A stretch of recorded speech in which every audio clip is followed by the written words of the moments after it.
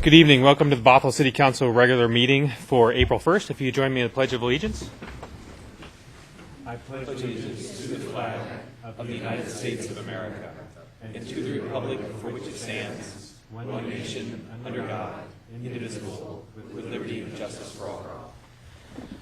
Thank you, everybody, for joining us this evening. We do have a full council with us this evening, which is good. And if everybody's had a chance to look at the projected agenda, actually tonight, first, the meeting agenda approval. I heard from Councilmember Sandberg, you actually want to add 30 minutes to the Lot L PSA conversation. Is there any other requests? Deputy Mayor Spivey? Yes, I would like to move Agenda Bill 1451, the resolution for the Washington Recreation Conservation Grants and the declaring Block L as surplus property to consent.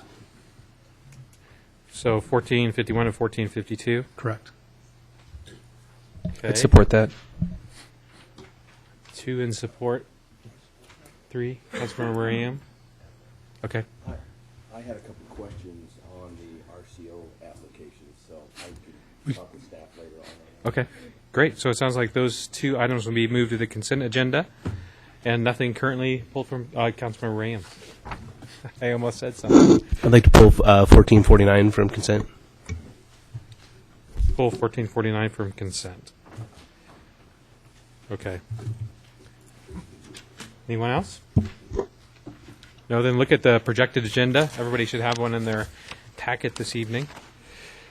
I know I had one I brought up at the beginning of the last meeting with regards to the half-acre park. Is there a point that we can add that to the projected agenda? I know we're projected all the way out until June. We haven't added that to the agenda, Mayor. It is shown on your last page under second quarter, Oh, it is? Okay. but it'll be brought back at a time that There we go. works with your calendar. Perfect. Thank you.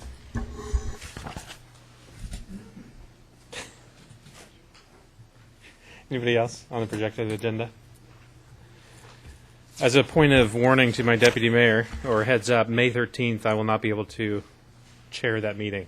So that will be an opportunity for you. Hopefully you're in town as well. And if you're not, I'll be checking that right now. okay, good. Seeing no other comments in that regard, I do have a special presentation this evening, and it's a proclamation making April the Autism Awareness Month. So I'll read the proclamation. I don't believe we have anybody here to accept.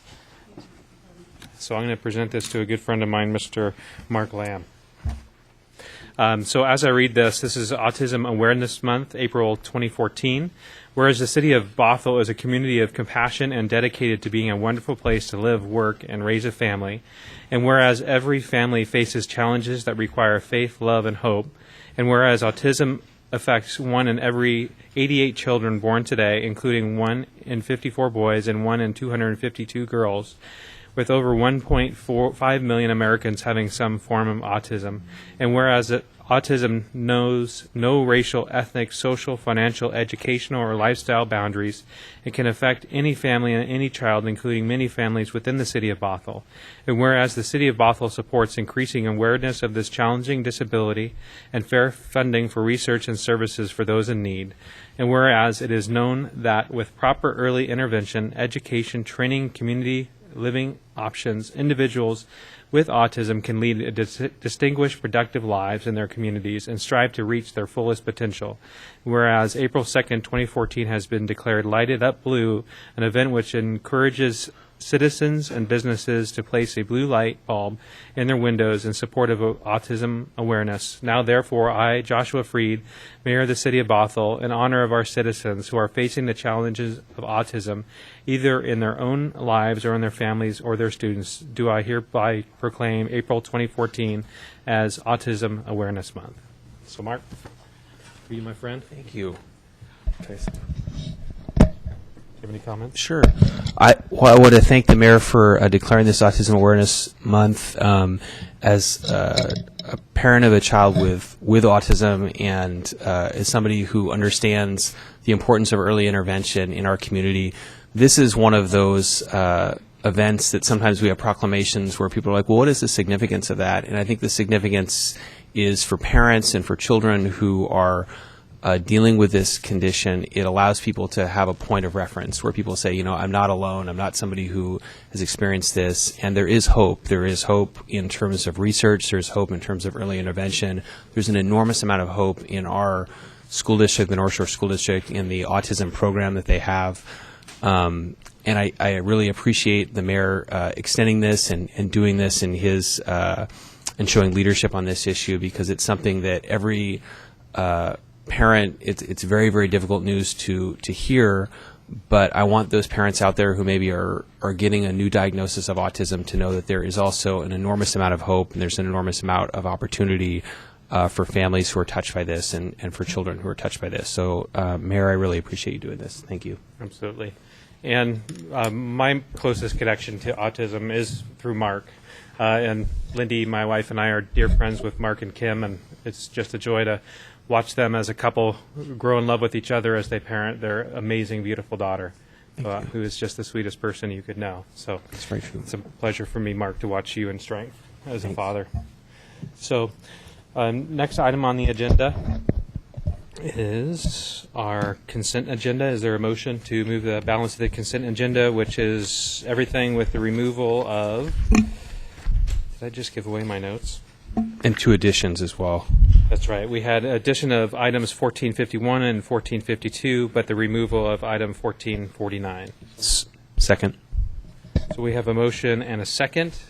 If everybody could place their vote. In the clerk display. Passes unanimously. The item 1449 was pulled by Councilmember Rayum. Thanks. So I pulled this item because I had some concern about the amount and the history of this contract that we have with HWA, and I just wanted to, while I don't support moving this forward, the original contract amount that was let on through a competitive process was $330,000, and a few months later we upped the total an additional $415,000, and then we did it again, $750,000 more without a competitive process. And this increase to their contract is for $1.5 million, making it a total of $3 million contract, which was originally a competitive process for $330,000. So I just have a lot of issues with having a contract like that go through, based on a competitive process for $330,000. Now it's $3 million. I know that a lot of it's funded by Ecology, Department of Ecology state funds, but those are, again, taxpayer dollars, and so I consider it the same as if it was our own budget. We do pay for 10% of it, so I just have a lot of angst about it, and I'm not willing to approve it, and definitely not on consent. So that's why I pulled it. Okay. Anybody have any further comments? I'd move approval of the agreement. Councilmember Sandberg. So what would be the process if it was to go out to bid competitively?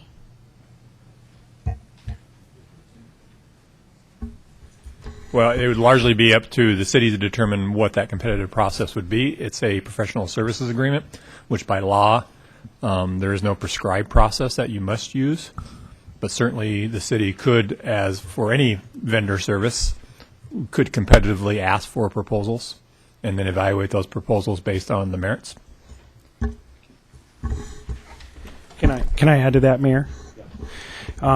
Professional services for engineers and architects have a process for selecting them, but you're not allowed to bid those. So to call for a competitive process actually as a bid item would be in violation of state law. So we would have to do an RFP, which we have a process for selecting them through a list that is pre-selected, and I'm not sure exactly how this one was done, but there is one of 2 processes that we would have followed in the first place. We would go back to that, but it is not a bid process. I just want to make that clear. Can I ask a question of It's your floor, yeah? Steve Morikawa, who's come to the podium?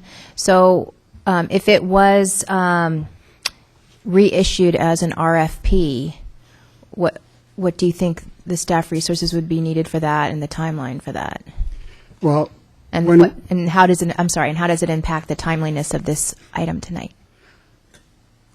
I think I'll start with a little bit of the background. So this consultant was selected as an on-call consultant. There was no ceiling to the amount of the contract. In other words, they didn't know if they would get $10 or $3 million worth of work. It was specifically as an on-call, task by task. And as we use this on-call, we go back and come back to the council to refill the bucket. We do, as a staff, have the opportunity every year or 2 years to go back and revisit whether we want to continue to use the same consultant or go back and select another one if we feel it's in the city's best interest, which in fact we had done previously. This is actually our second consultant. Currently, when we do our self-check, this consultant has been performing very well, is very familiar with the downtown contamination, which helps us because if we bring somebody else in, we would have to bring that person up to speed again. And they've been performing, they've been very responsive, and in terms of cost, they're fair and reasonable in terms of what we feel the market is. So we do ask ourselves that question. If we went out to another request for a proposal again, we would delay working on the case property, which is primarily what this supplement is for. So it would delay us a couple months because by the time we go through the selection process, narrow it down, pick somebody, negotiate rates, it takes us and get back on the council. It would take us at least 2 months to do that. Again, we don't feel, based on the performance of this contract, we think the city's getting benefit out of it, and we do not want to go back out and get somebody else to do this work. Okay, thank you. Before anybody else, before we open up for just another real round. quick. Councilman So, Graham. One sec. sorry. Others haven't had a chance, so we'll go through others first, and then can come back to you. Oh, okay. Okay. If In case there is, yeah. Councilmember Evans. Thanks. Well, I'm familiar with this process of selecting consultants, and that's exactly right. The state law says for professional services, attorney's fees or whatever the case, you don't bid those services out. You get proposals, you evaluate those proposals, you interview them, and you make a selection usually based on best qualifications and that type of thing. So I think the process has been fine. And the fact that this project is a big project downtown, what is there, 5 or 6 sites now that this consultant will be working on or in one way or another.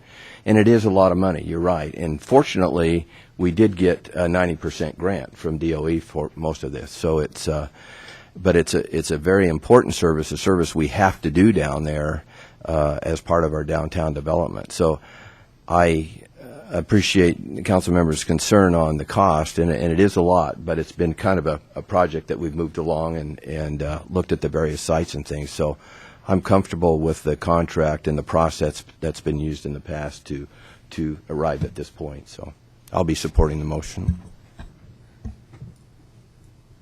Deputy Mayor, Councilmember Lamb, or everything? Nope. Councilmember Graham, you wanted one last comment? No, I'm fine. Never mind. Thanks. I'd move the recommended action. Second. So we have a motion by Councilmember Lamb and a second by Councilmember Agnew. Is there any discussion? So the motion was to authorize the city manager to enter into a supplemental agreement number 6 with HWA Geosciences, Inc. in the amount of $1.5 million in the substantially the same form as presented to provide on-call hazardous material services for the downtown contaminated soil and groundwater cleanup project. If everybody could place their vote. And if a clerk can display, passes 6-1 with Andy Rayum in the negative. And clerk, just clarity on the last motion, which was the passage of the consent agenda. I didn't announce who made the motion in the second. It was Councilmember Agnew who made the motion. Okay, and Lamb with the second. Perfect. Next item on the agenda tonight is consider approval of the purchase and sale agreement with MSPT X or 10 LLC for Block L. And Councilmember Sandberg requested we increase the time from 30 minutes to 60 minutes. So, City Manager, if you could lead us through the discussion. Thank you, Mayor, and good evening, Council. As you know, I've been working with Main Street Property Group, who is doing business as MSBT 10 or X, to develop the proposed property and purchase and sale agreement for the property that the city has labeled as Block L. That's shown on the screen. I just want to review with you the key terms associated with the purchase and sale agreement, and then respond to questions that council might have. This is a purchase and sale agreement that provides for a price of $1.8 million plus approximately or over $1.2 million of infrastructure contribution. That reflects a overall purchase price of over $44 per square foot. $1.4 million will come to the city in cash at closing, which is scheduled to occur on August 1 of 2014. The remaining $400,000 will be provided to the city when Horse Creek Pipe, a pipe which currently bisects Block L today, is decommissioned, provided that work is completed on or before August 1 of 2016. If that work is not completed until after August 1 of 2016, but before August 1 of 2017, the amount of payment provided to the city will be roughly 1/2 of the remaining amount, or $200,000. And if that work's not completed until August 1 or after of 2017, no additional amount will be owed to the city. Public Works staff is confident in its ability to complete the work by August 1 of 2016. Again, that's the amount that we fully expect to receive. 1.4 million, excuse me, at closing, and the remaining 400,000 when the Horse Creek Pipe is decommissioned. As you can see on the map, the property size is approximately 67,000 square feet. Buyers are going to be developing the property, or Main Street Properties will be developing the property as predominantly an office use of a minimum of 25,000 square feet. There will also be a retail component to the project as required by code along the boulevard. And if a buyer decides to build a residential component, that use shall be limited to approximately 10,000 square feet or no more than 40% of the office space component. Buyer does have a feasibility period of 60 days following the execution of the PSA. The buyer can also extend to a second feasibility period of another 60 days if a letter of intent cannot be executed with a office tenant. Earnest money is $90,000 upon waiving of feasibility, and the buyer will commit to starting the construction 12 months following the decommissioning of the Horse Creek Pipe, and will be completed within 18 months following the construction. I support and recommend that the council authorize me to execute the purchase and sale agreement and development agreements with Main Street or MSBTX for Block L. I'll be glad to address any questions that council might have at this time. Great, thank you, Bob. I appreciate it. We do have 60 minutes for this, so we'll divide the time evenly. Who would like to go first?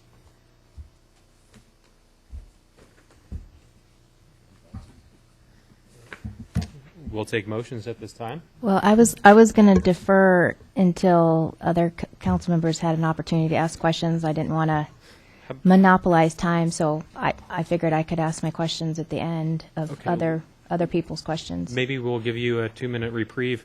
Is there anybody from the public that'd like to come and address the council on this issue? So far, I see no hands. And for clarity, I did skip the visitor section at the beginning. I spoke with the clerk. There was nobody that signed up for the visitor section. But at this point, after this agenda item, I will open up for visitors to comment on anything that's not on the agenda tonight. So prepare those thoughts, if there are any. And then we'll take up the last item of the evening, which is probably what brought most of you here. All right. Back to you, Councilmember Sandberg. Well, is there anybody else who has questions on this? I didn't see anybody else No? raising their hands. Okay. So then I'm sure I won't take all 60 minutes. So I met with the city manager today and a member of staff, and the question that I have is in regards to the term that requires the existing Horse Creek Pipe to be decommissioned 2 years after the closing date. And I was concerned that 2-year period might be overly ambitious, and not to question public works staff about their prediction of when the Horse Creek construction project would be complete. But we currently haven't even gone out to bid for the Horse Creek construction. Is that correct? That is correct. And we plan to go out to bid by the end of next week. And I see on our projected agenda that staff will be bringing back to us the lowest responsive bid for Horse Creek construction on May 20th. And so I'm wondering, why does council need to approve the purchase and sale agreement tonight in advance of the Horse Creek construction contract approval? I don't have a problem with any of the terms in this purchase and sale agreement or in the developer's agreement. I would feel a lot more comfortable if it was at least concurrent, the decision to move ahead with the purchase and sale agreement was at least concurrent with our acceptance of the Horse Creek bids. Because about 23% of the purchase price is riding on this assumption that we're going to be able to complete Horse Creek within 2 years of that close date. And we don't even have a construction bid yet. We haven't even accepted a construction bid. And then do we have all of the right-of-way needed for Horse Creek construction? We do not, as you know. And so when do you what are the stumbling blocks or the challenges in getting the North Shore School District to agree to, allowing us access to the right-of-way and the Bothell Library? I mean, do you feel we're going to be able to have those agreements for easements by May 20th? I'm going to allow, since I'm not directly negotiating with those property owners, I'll allow Public Works and ask Public Works to respond to that question. Looks like Steve Morikawa is coming in to join us. So for those two particular parcels, both other agencies, we're actively negotiating, and we have been for quite a while. We have multiple back and forth, and we're still optimistic and hopeful and confident that we're going to get it done. We have until May 20th, which gives us a couple months before you have to make a decision. So by that date, we hope to give you more assurances.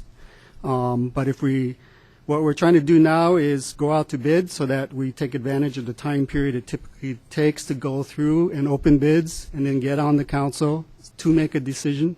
So that buys us 2 months, and we think we can get a lot done.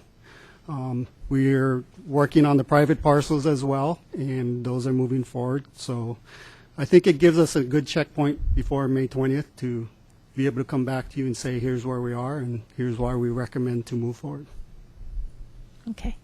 So is there any harm in holding a decision on this purchase and sale agreement until May 20th, when we are projected to accept a construction bid for the Horse Creek project?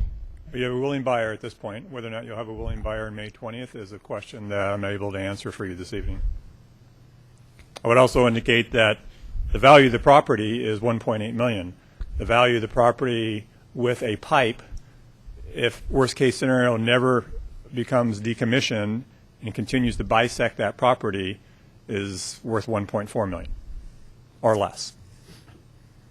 And what is the likelihood that we would go through the process of Horse Creek construction and not decommission that Horse Creek pipe? Well, I think it's very low, but your questioning seems to think that it's a high probability that we would not finish the project on time. Okay. So I guess I would agree. I would agree that if we haven't even received construction bids yet, and we haven't gotten all of the easements in the right-of-way that we need, that moving forward with this purchase and sale agreement tonight, 25% of the purchase price is predicated on Horse Creek completion, I think is premature. And that we could do it just as easily, we could approve this purchase and sale agreement just as easily on the May 20th meeting when we have construction bids in hand for the Horse Creek project, where we know what a company has said it can do the job for in the time frame it can do for, and we'll know that we have the land that we need to build Horse Creek. And I don't see any harm in waiting until May 20th. It is a defined, discrete time in the future, which is a prudent approach given the unknowns that we have tonight. And I think Thanks. Who wants to go first? Councilmember Lamb. I just have a question. Are we deliberating now, or are we asking staff questions? Because it sounded like deliberation at this point. Well, I heard questions and then a few comments intermixed in between. Councilmember Lamb. So I would move to approve this agreement, and then I think we can have the deliberations that have already begun on the dais. Councilmember, his question. I'd like to allow the whole council to have questions of staff before I'm we I'm make a comfortable motion. with that as well, but I think that we do. I take Councilmember Spivey's point that the last comments that were made were not questions, even rhetorical questions. They were argument on this agreement, which I'm happy to have, but at the appropriate time, which this is not. Good. Councilmember Ram. So we're in negotiations for easements for the Horse Creek project, That's correct. That's correct. and wouldn't this put us at somewhat of a disadvantage for doing or having a negotiation with somebody since they know we kind of have the clock ticking, I guess, and we could compromise the best available the value that we could get for purchasing the easements? And I wouldn't come to that conclusion.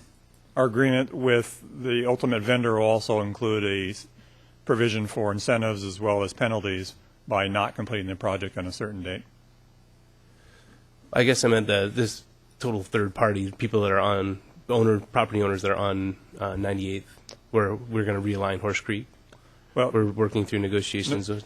understand, I still don't believe it'll have an impact. I mean, the fact of the matter is if Horse Creek is not built and the line is not removed off Block L, it has a different value to a buyer, certainly a different value to the city, and we've tried to reflect that in the agreement.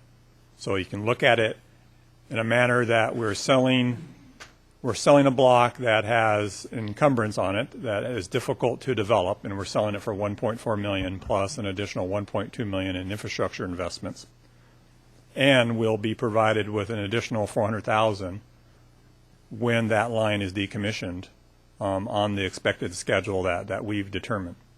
The other dynamic of the agreement is that the developer or the buyer is relying upon that line to be decommissioned at a certain time frame that coincides with their development schedule, as well as the closing date. Right. So but on 98th, where we're And I don't believe that it's going to impact the negotiations with property owners on 98th whether or not you move forward to the purchase and sale agreement on Block L. Okay. Thanks. You're welcome. Great. Councilmember Revin has a question.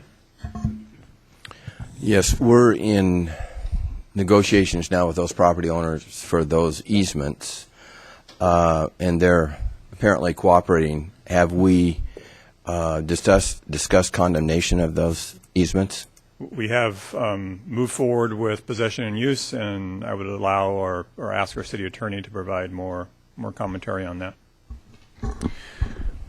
We've moved forward with condemnation with regard to the private property owners. We have not taken that step. We've chosen to try to work with our public partners in the city, but the private property owners, that is well advanced. We have possession and use, which means that we can start construction on, I believe, 6 out of 8 properties, and very close on the remainders. So I feel like the private property acquisition is well in hand and about to be wrapped up as far as our ability to move forward with the project. So possession and use means that we can begin the project, construct on their property, and the final details of the easement will come later. Is that essentially what possession and use? Once we have possession and use, the only issue to be resolved is the ultimate dollar amount, Okay. the value. And that, if we believe, and some of them we've reached an agreement on that amount. Others we expect to reach agreement on. I don't expect any of them to go to trial, but that's just me pontificating, but I don't expect that. I expect them all to be resolved by negotiation, but that's the only issue left for the majority of them, and we're very close on the others. Okay. And a question on the estimated construction time or the allowed construction time in our contract documents.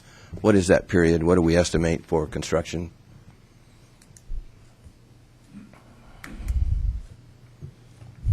So we have various milestones in the contract.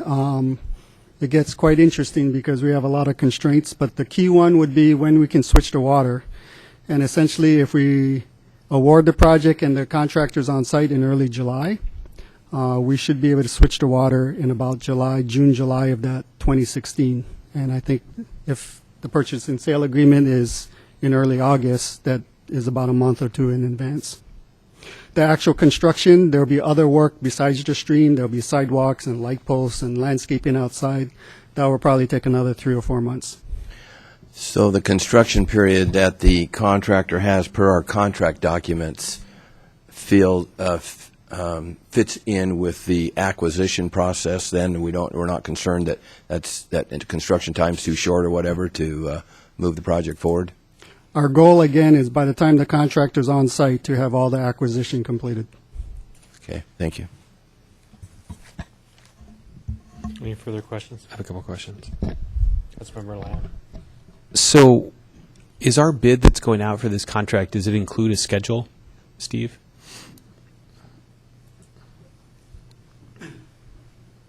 Sorry.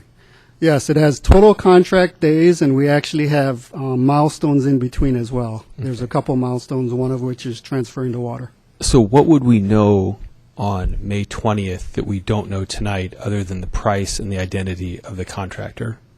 I think what we hope to bring forward is, as Joe was talking about, give you a status on the private acquisitions or easements, and then give you a status on where we are with the library and the North Shore School District, as well as the actual bid number, which is the real price. And from then on, you can really estimate what your schedule's like, because if you award the contract, we can tie that date down of notice to proceed. But the contract award isn't contingent. Those other two things aren't contingent upon the award of the contract. Our ability to successfully negotiate easements isn't dependent upon our ability to award a bid to a contractor. No. Okay. So really saying that I want to wait until we have a bid awarded to a contractor isn't going to give us more information about whether or not we're going to successfully negotiate easements with these property owners. Is that correct? Correct. I think what it Okay. comes down to is the city's management of the risk on how far they feel they're along with each of the property owners to comfortably get to be on site to do the work. So it's conceivable that on May 20th, we would have the same degree of certainty, other than the price of the person who is going to perform this work doesn't tell us anything about the timeline the work will be performed. We're setting out the timeline the work will be performed in the bid. Correct. Okay. All right. Thank you. Well, everybody's had a chance to ask questions that have wanted to. Is there a motion on the floor? I'll move the recommended action. So there's a motion by Councilmember Lamb, second by Councilmember Agnew. Any discussion? Councilmember Sandberg. I'd like to make an amending motion to delay decision on this purchase and sale agreement until May 20th or the date that council considers the construction contract for Horse Creek. I'll second it. So we have a motion and a second to delay the decision. Is there any discussion? Councilmember Sandberg. As I said earlier, I don't have any concerns with the terms of the purchase and sale agreement or the developer's agreement as it is presented to us today. I feel it is a prudent approach to delay a discrete amount of time to answer two very important questions, to have those questions answered for us, because 23% of this purchase price is predicated on a very aggressive completion date for Horse Creek. Now, staff might have in their bid a particular timeline that they feel any number of bidders can meet, but we are not guaranteed of that. And so it is prudent to wait until May 20th to actually get bids in hand that confirm staff's schedule. We also need to have information about, or we need to be confident that we have the right-of-way needed from the North Shore School District and the public library. If we have been in negotiation with the school district for quite some time, and we're still having problems getting what we need for the right-of-way, I have a concern with that. I think that there are deeper issues at hand about acquiring that right-of-way than what is being expressed tonight. And so I am not asking to kill this deal. I am asking for, again, a prudent approach to delay this only until May 20th, or even the week before if staff can get us those bids to us even sooner, so that we make an informed decision. Because I'm wondering, why is it that we need to do this tonight? Why is that? The buyer won't even start construction until 2016, because there is no way that we're going to get Horse Creek completed and existing pipe decommissioned before the 2016 due date. So why is it that we need that $1.4 million now when the buyer isn't even going to be able to start construction until 2016? So there are some red flags in this proposal for me, and I feel that as a council we need more information, and we are not jeopardizing this purchase and sale agreement, because I really do not believe that the buyer is going to walk away between now and May 20th. If anything, even if they did walk away, we would be building a Horse Creek project, decommissioning a pipe, providing a completely unencumbered piece of land in Lot L that could be more valuable in 2016 than it is today. And so all I'm asking is that we clarify those major points that determine the construction schedule before we move forward with the purchase and sale agreement. Great, thank you. Anybody else want to make a comment on this? Okay, comment. Councilmember Lamb? I won't be supporting the amending motion. The questions that are purportedly going to be answered by a delay, I specifically asked staff, and they won't be answered by a delay. The predictive powers related to Horse Creek of expense, the people who have advocated originally the daylighting of Horse Creek said it would be the cheapest option. It would be under $4 million, and it would be less expensive than keeping it a pipe. The price is now $16 million and rising. I don't have a huge amount of confidence in the ability of those who originally supported daylighting Horse Creek as an extraordinarily expensive project to predict the real estate market or to predict the future expensive projects. We have a good developer who has built good products here in Bothell, who is willing to purchase this land and pay for this land now with a reasonable contingency that a certain holdback is contingent upon this project moving forward. The project is being bid.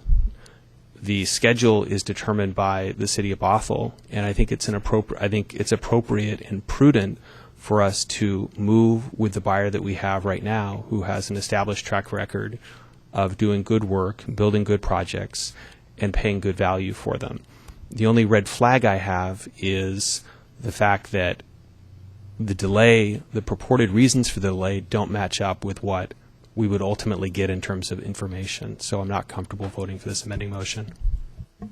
Great, thank you. Any other comments on the amending motion? Seeing none, the amending motion made by Councilmember Deputy Mayor Spivey. Thank you. And I won't be supporting this amending motion either. I can't say what this buyer's timeline is or plan. I can't predict that holding off till they're okay with us holding off till May 20. They agreed to the 2016 construction date, and it could be because of other projects that they have going on that this works out for them for many different reasons. I don't know. I haven't chatted with them. I don't know that, and I'm not going to make assumptions that they're going to just be there.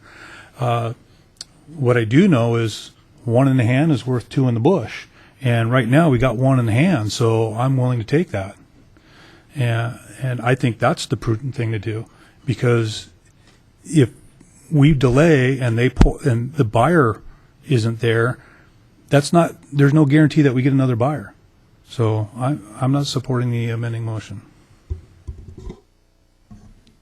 I won't either. I'm looking at the PSA and the terms of the PSA, and I heard comment that we could wait and get a price for 2016. We're getting a fair market value for the property today.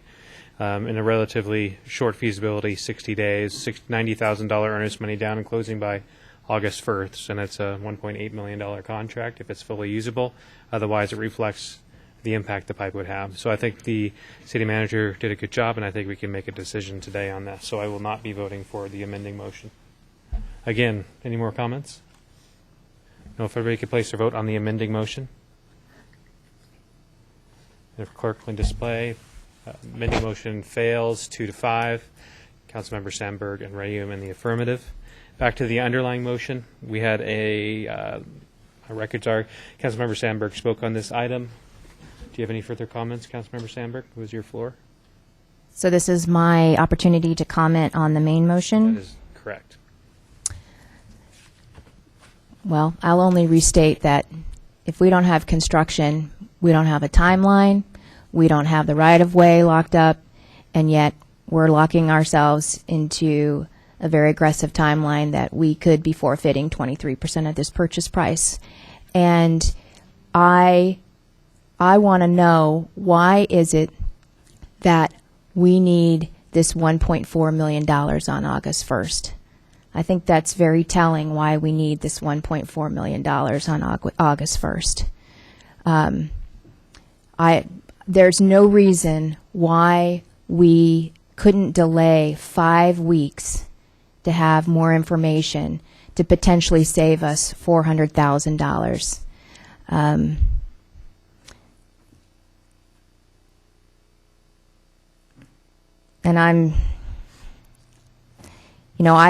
in the past, I have said, why is it that we have to make decisions so quickly? Why was it that we had to engage in City Hall design to the tune of almost $900,000 before we even knew the outcome of the annexation vote? Why was that? Why was it? Lot L? Or we talking Why I have my opportunity to speak on the floor, and it's talking about that it is germane to the discussion of why do we make quick decisions. And same with McMenamin's purchase and sale agreement. We had to do it that night, and what we're getting now is, why we had to move so quickly on that is beyond me as well, because McMenamin's hasn't even broken ground. So I think that we make decisions quickly when we could take a more prudent approach with no consequence other than making a better informed decision. And it sounds like we're choosing not to do that. That is your fair opinion. Any other comments? Councilmember Evans? Well, the idea of making quick decisions hasn't been on my schedule or my watch, because this particular project or this particular piece of property and many others have been discussed over quite a length of time, and the strategies to selling them and developing them, whatever the case may be. So there's been no quick decision on my part. I feel like we've had adequate time to go forward with this. Now the question, what if we delayed this 20 or 2 months? Would that make a big difference? Maybe not. Maybe the developer would still be here. The buyer would still be here. I guess he probably would be. But I'm not concerned, based on the information that I've heard tonight, that we're not going to get our easements done. We have use and possession right now. We can proceed with the project. There is a time limit within our construction project, or our contract that we'll be awarding. There is a timeline to get this done.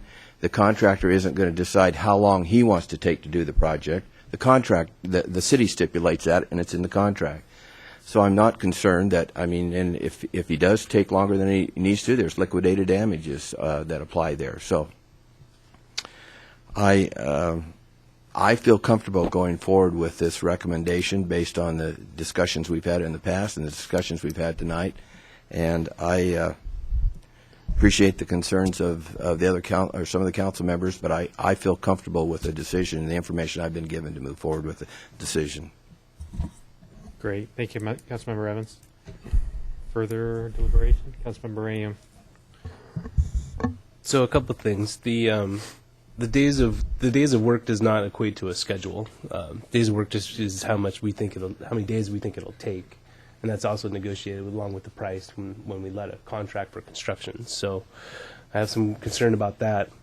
And then the use and possession piece. So in the case of the publicly owned lands, we are in negotiations with them not only on those pieces of property that we need for Horse Creek, but there's also some other things going on downtown. There's some contaminated soil issues and other things. So I just don't really understand the purpose of really kind of putting not giving ourselves the right opportunity. If I was the negotiator for those pieces of property, I'd just be tickled that we just put a line in the sand and say, oh, we've got a deadline that we're going to lose 23% of the purchase and sale on this property, because then all they have to do is hold out, and we'll bend. We'll pay them more probably than what we would have had to. So I don't support the motion. Any further comment? Sure. So I have to say, I have a genuine respect for all of my colleagues. I honestly don't even understand the argument that's being advanced on the other side of this issue. The question of waiting until May 20th, when we would have a bid, that bid, according to the argument that's being advanced, wouldn't give us any more certainty on the timeline than we have tonight. We wouldn't know. We're setting, as Councilmember Evans indicated, we set the schedule. They're bidding for it. We wouldn't have any better idea. It's not like on May 20th someone says, you know what, I'm going to accept your bid for a set figure, but I will tell you that a year and a half into it, I'm going to run into some problems, and I'm going to delay it an additional 12 months, which will cost you an additional 25% of the purchase price. The idea that waiting until May 20th, it's put out like, why wouldn't we wait until May 20th? I don't understand. What's this rush? I don't understand the fixation with May 20th, because there's no additional information that's been identified that would provide us any degree of certainty more than we have tonight with our bids that would or would not be performed. It's illusory. And I will say that the notion that somehow, well, this is being rushed because we would need it, the purchase price presumably would be paid the same time if it's on May 20th or not. I actually think it's a good thing that when we sell land, we receive compensation for it and receive timely compensation for it. I don't think in any real estate transaction I've ever been familiar with that somehow suggests a hidden agenda that when you sell a piece of property, you're paid for the piece of property, or that you would like to be paid for the piece of property sooner rather than later. There's nothing nefarious about that. That's just called the free market of real estate. And it seems to be when one has an argument that's not particularly convincing, you create a cloud and a suspicion and say, well, there's something on here that's going on that I don't understand, or what's very troubling, or these red flags. I appreciate that questions are advanced for good purposes, and I assume goodwill on the parts of everyone who's participating. But I'll be supporting the main motion, and I appreciate the work that staff has done. I appreciate the work they've done negotiating with different property owners and with our partners in the public sector. And I look forward to the daylighting of Horse Creek that's been championed by my friends on this dais. Any comments? No. Well, for me, I'll focus on the positive because there's no point in engaging the otherwise. We look at the downtown plan. It's been something underway for, I would say, 8 years, but realistically for 18 years. Citizens have come together, pictured what downtown could be, and for many years we struggled to get there because We faced planning long ago and what it would look like. Thankfully, we came together as a city. A large citizen group came together to plan this. Rerouting of 522 as a citizen committee that came together was a catalyst to this downtown redevelopment. The Downtown Stakeholders Resource Group, a group of over 50 people, were part of that. A visionary group came together, worked with our consultants, and came up with a vision that ultimately is definitely moving forward if you've been downtown lately.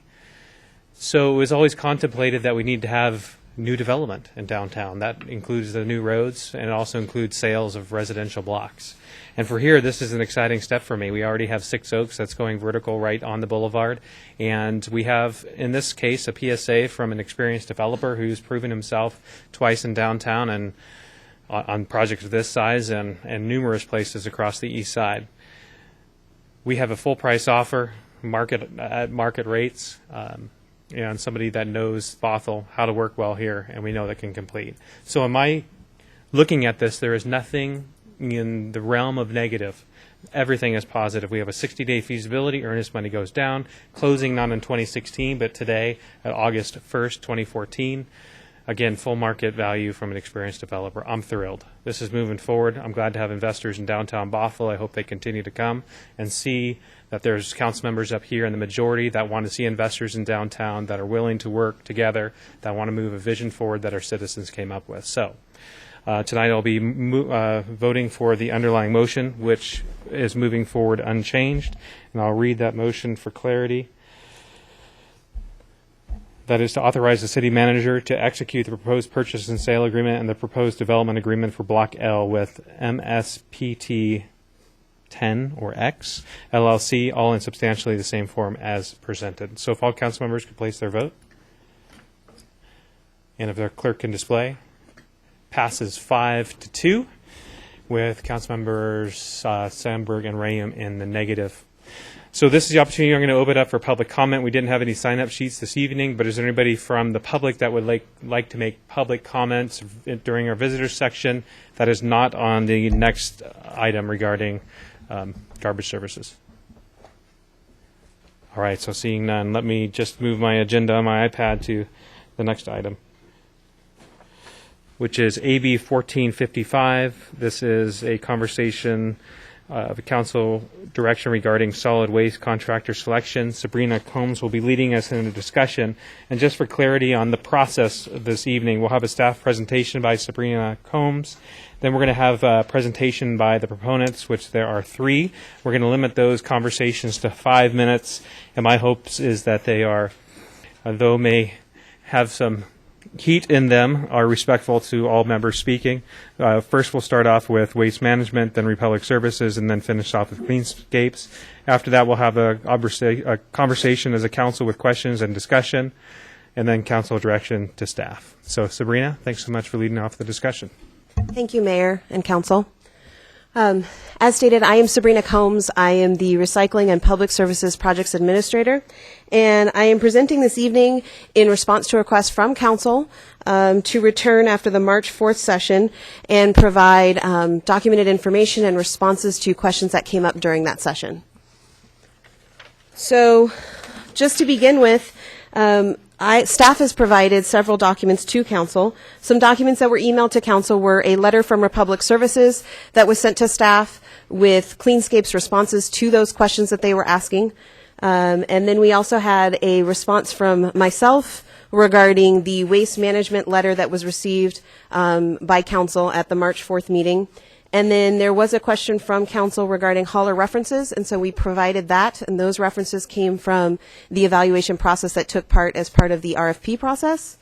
Then we also provided an analysis of contract language changes that were requested by Council. Additionally, as part of the agenda bill packet you have this evening, we provided answers to questions posed at the March 4th Council meeting, and those were the questions that you asked of me during my last presentation, and so I detailed those out with questions and answers, providing that information to you, as well as the hauler responses to questions posed at that meeting with our review of those questions, so you had that as well. Additionally, we provided a cost of service explanation to explain how we came up with those, the service rates that you saw in the forms 2A, 2B that you had questions on, and an explanation in detail on those, as well as the consultant's work history, because that was a question as well.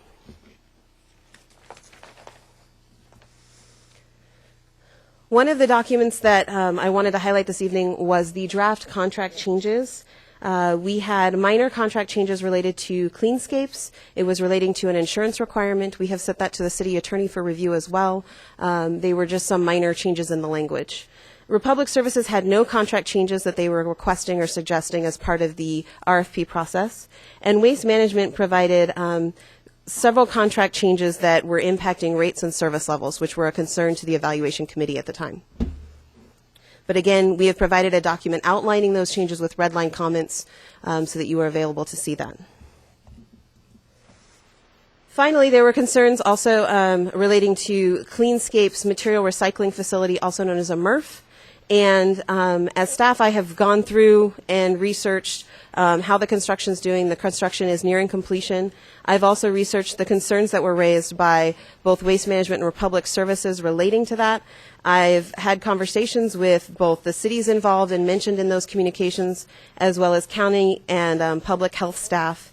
And none of those individuals could validate the concerns that were raised in those communications.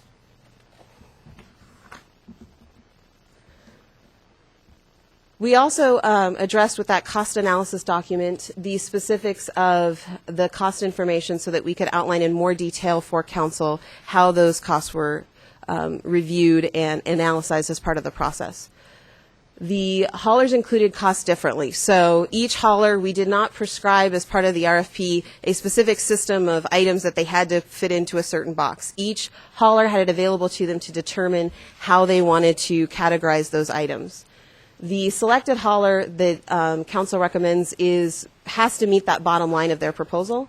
The bottom line of that proposal is a starting point for staff to work with them to negotiate retail rates across customer classes. And then we will, again, as part of that process, be including the city fees for street preservation and or administration fees that would be added. And then according to the assessment of that cost of service analysis, Cleanscapes is the lowest that was determined. So with that, it is our hope this evening that council is able to provide a recommendation to staff of who we can work with to finalize a contract and develop rate negotiations with that hauler. And then we would be able to return to council with a contract and rates for your approval, and then start services with the hauler beginning on January 1st, 2015. So with that, I want to know if council has any questions, and I would request that with the numerous amount of documents that have been submitted to you, if you could please reference the document that you were looking at, because that will just help us to provide a more clear response to that. Great, thanks. I think we'll hold our questions for you just for a moment. And what we'll do as we move forward with each of the proponents that will be coming is do a 5-minute presentation, and then we'll ask questions, and then move to the next, because otherwise the question section could be a bit awkward, just coming up and moving around. So if we're all right saving our questions for you right to the end, that'd be great. And Thank then you. we'll be in a long discussion. So if Waste Management, if you representative would come forward, if you could introduce yourself, and if your team is here, if you so wish, this is your time. I just need to find, there we are.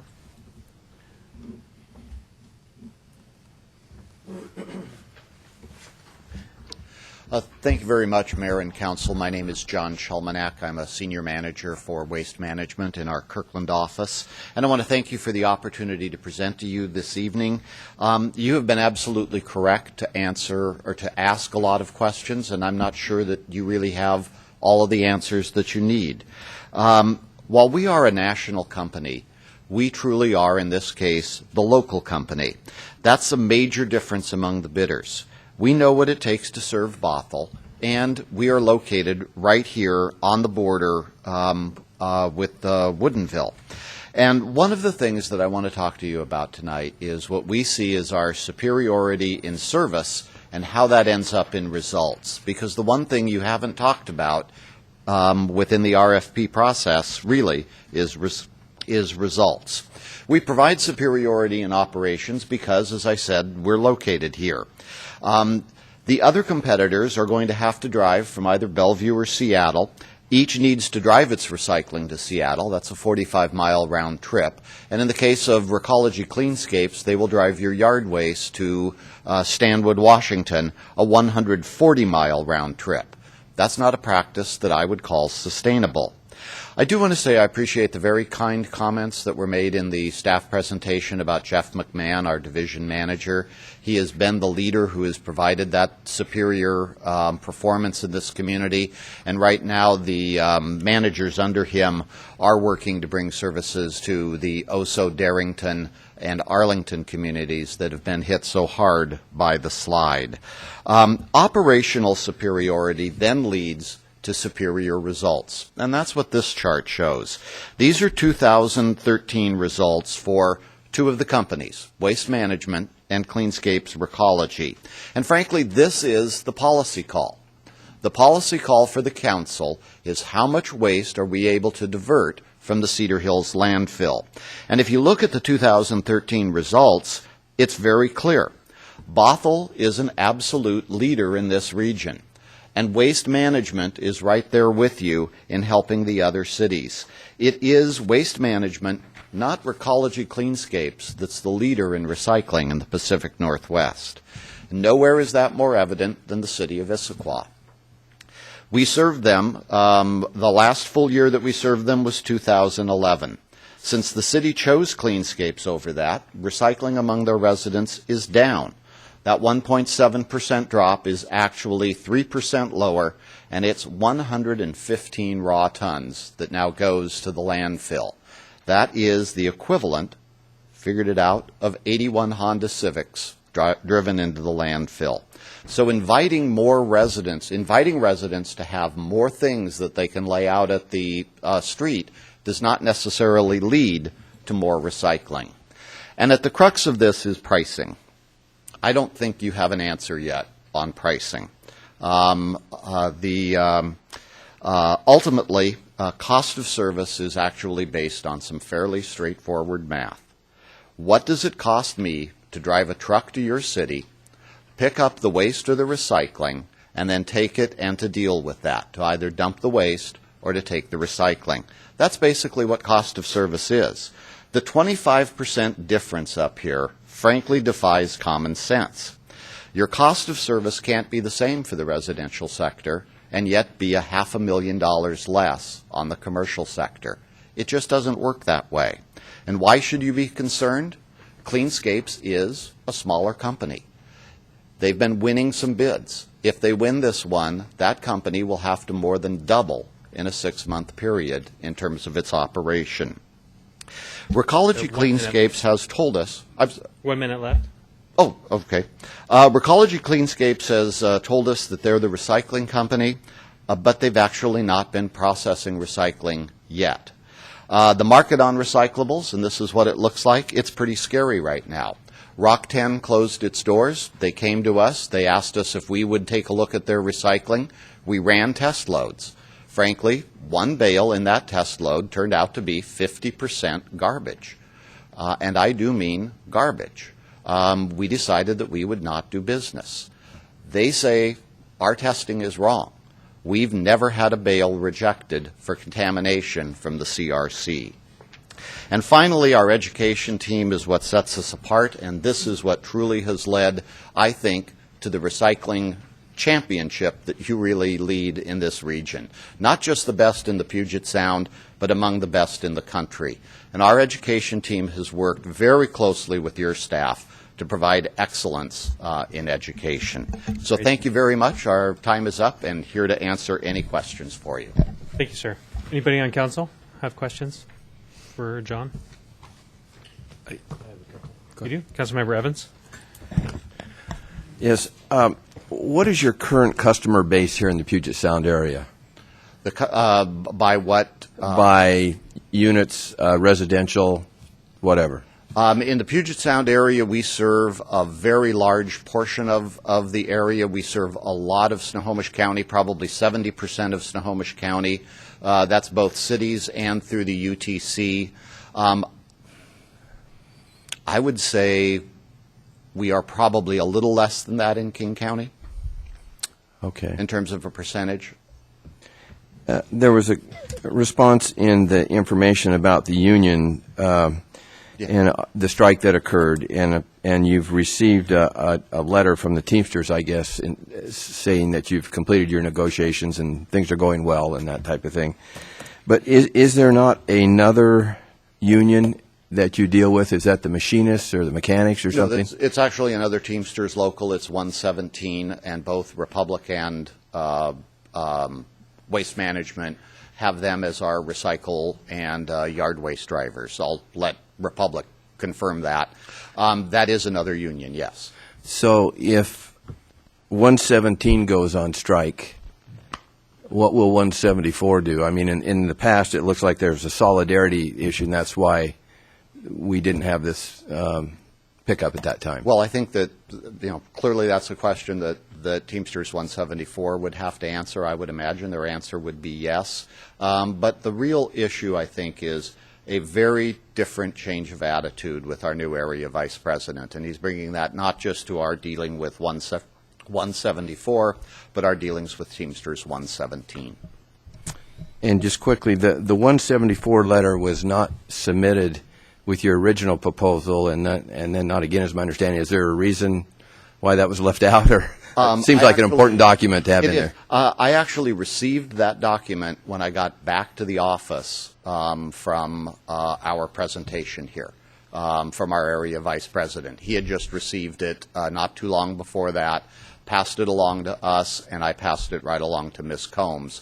It was a question that was asked during the meeting, and I thought that the letter helped provide some follow-up to the answer that we gave. Okay, the letter was dated January, so I thought it was well ahead of the process. June. Huh? I thought it was June. Was it June? Maybe you're right. I know it starts with a J. January 24th. Was it January?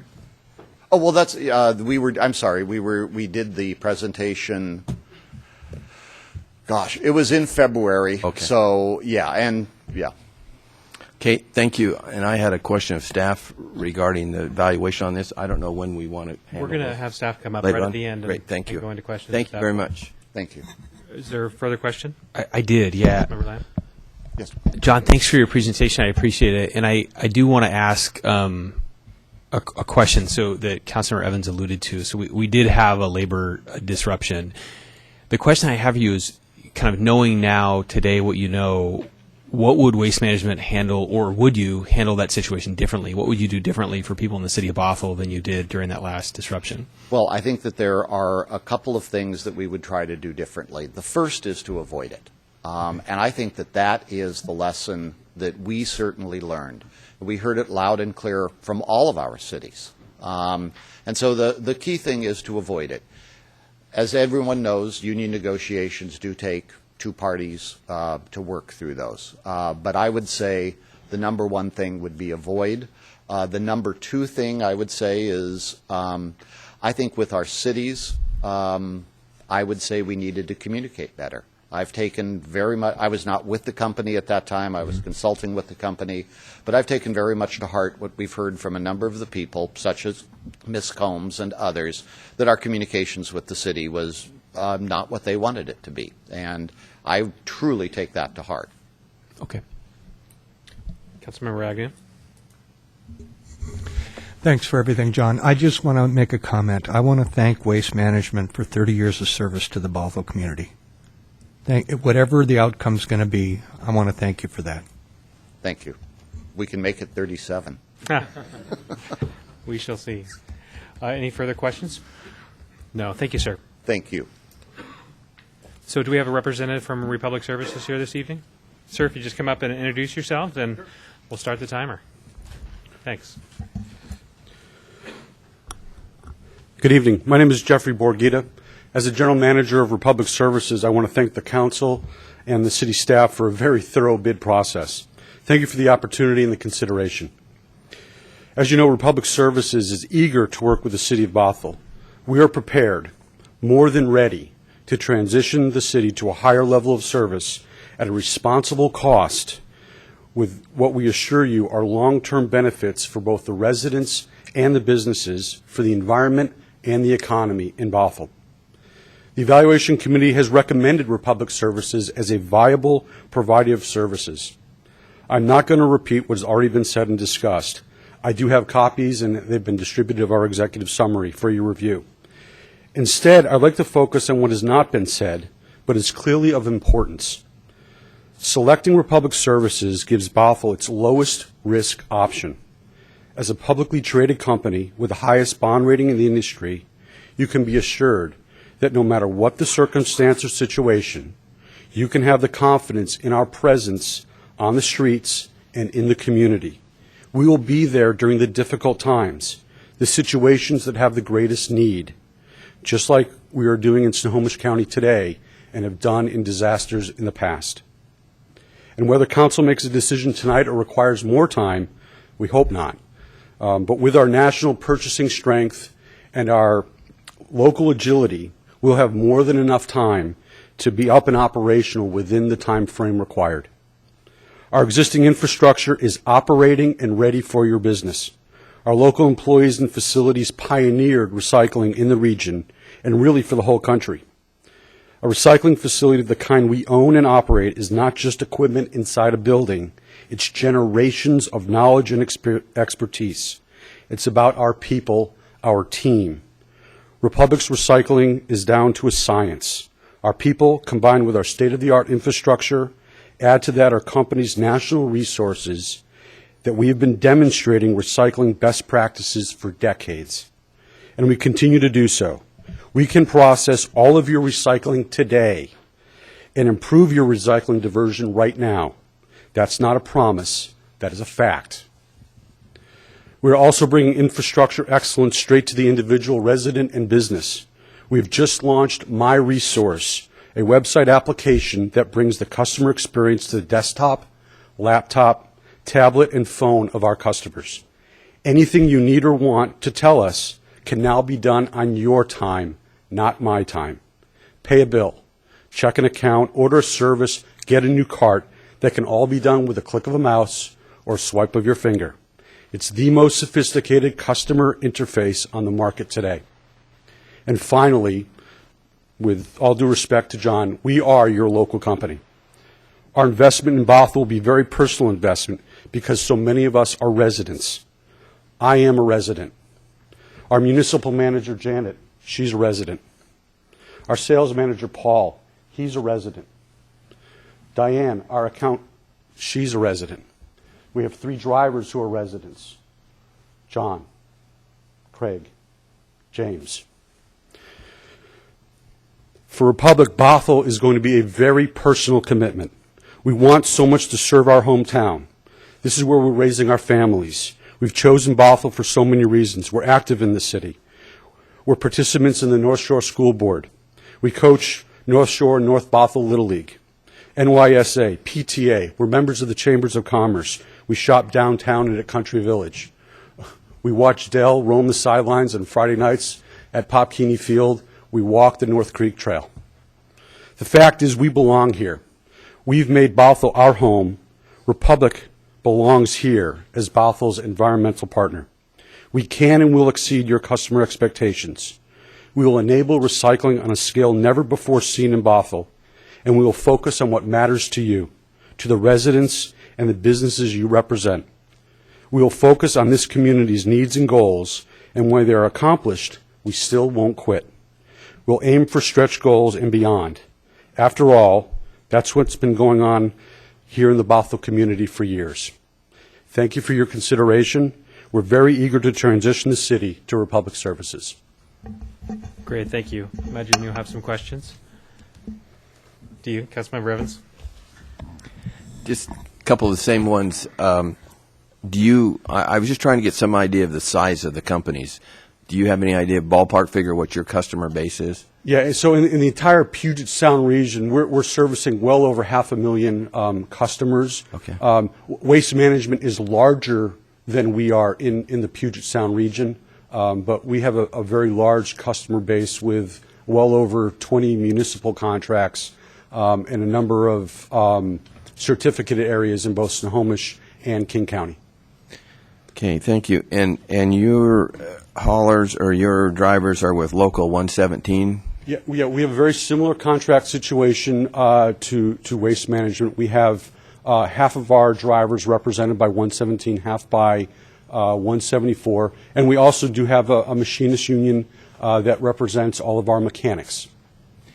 So again, how does that happen if one union goes on strike? What happens with the other two unions? The contracts and the law allows for respecting of a picket line, and members that are not members of the union that is striking have the right to honor and respect a picket line, and we honor and respect their right to make that decision. And we'll follow the ruling of the law in the National Labor Relations Board, and we'll have to deal with those situations as they occur. If one group of employees wishes to honor a picket line by another group of employees, we have to respect that right in the law to do so. The objective is, though, is to not have a strike. Right.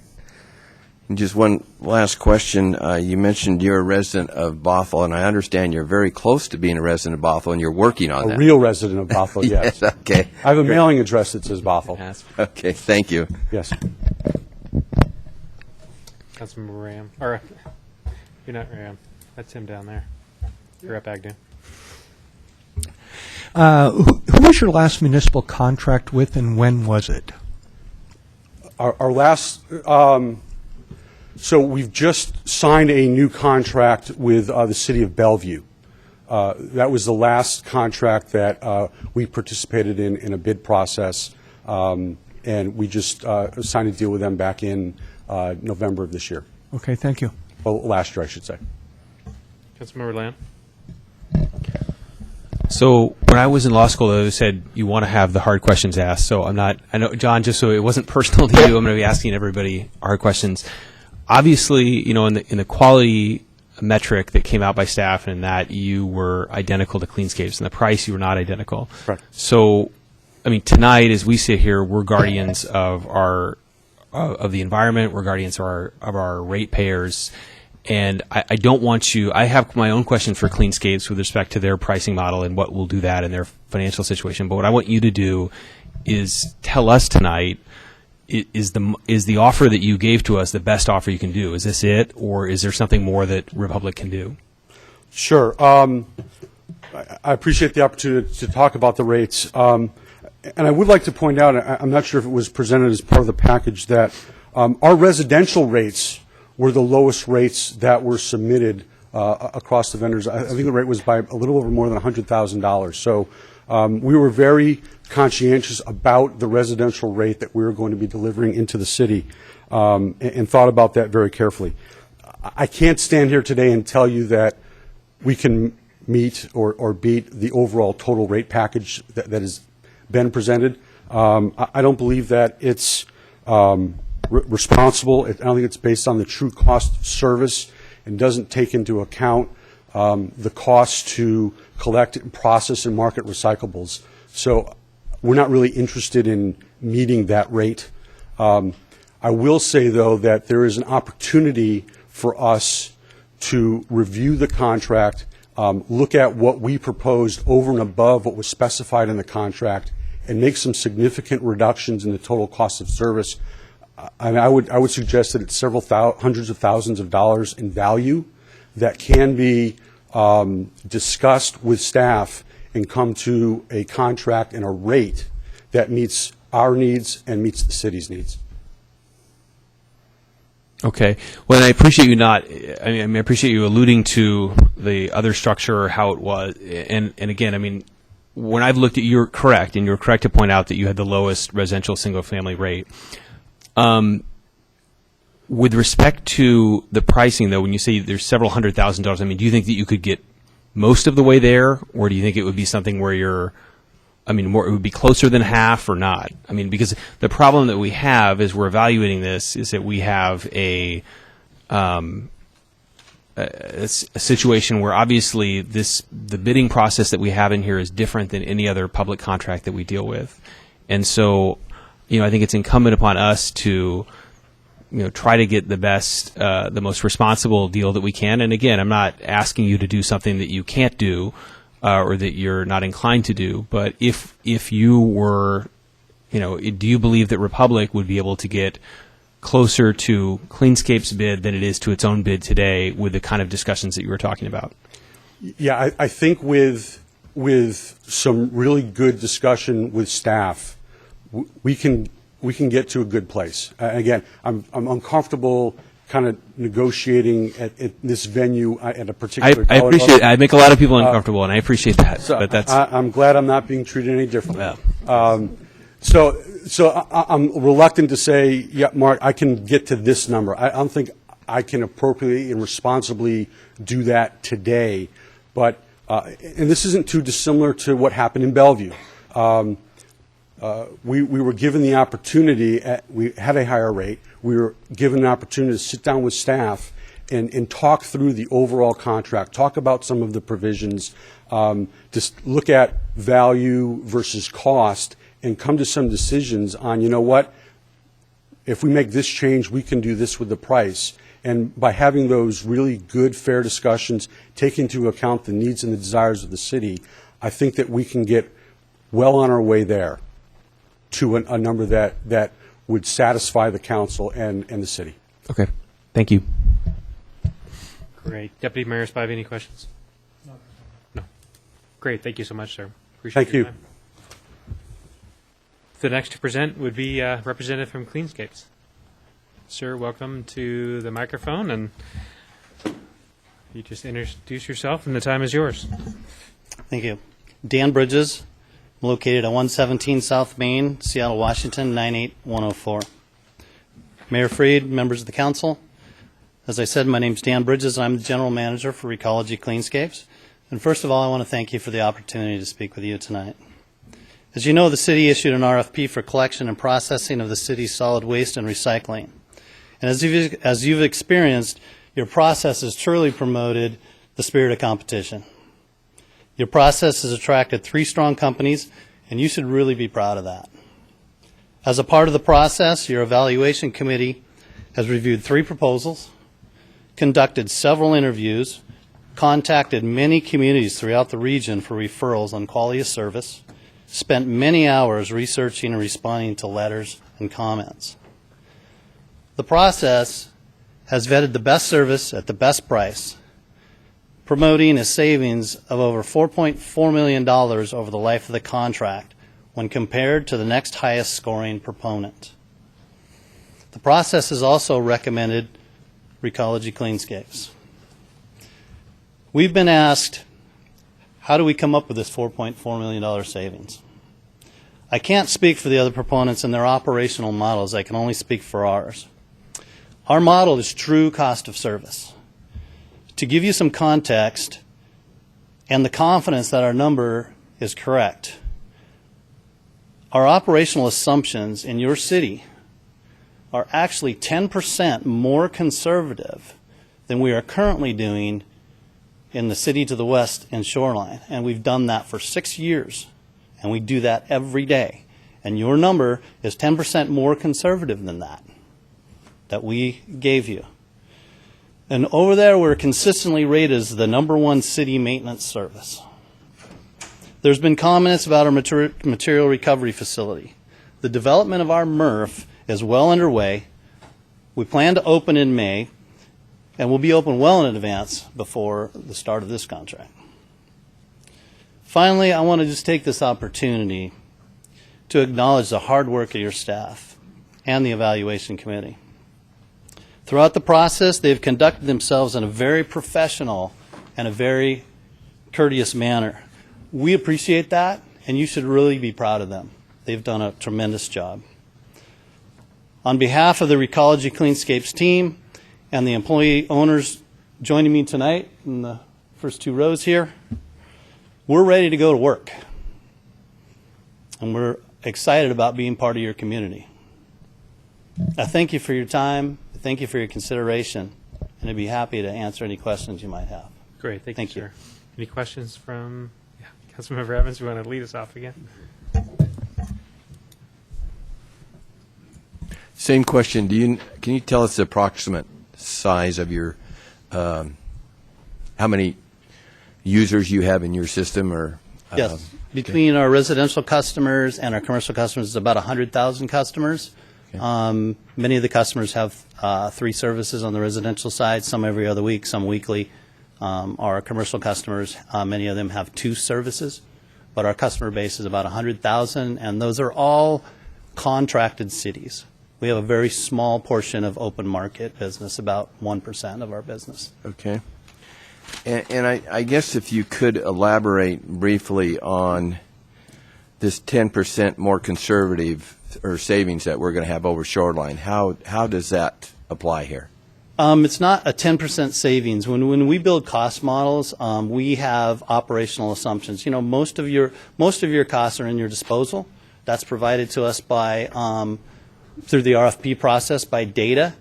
Sometimes we agree with that data, and sometimes we don't. We have to make our best guess. We make that on our experience in the industry.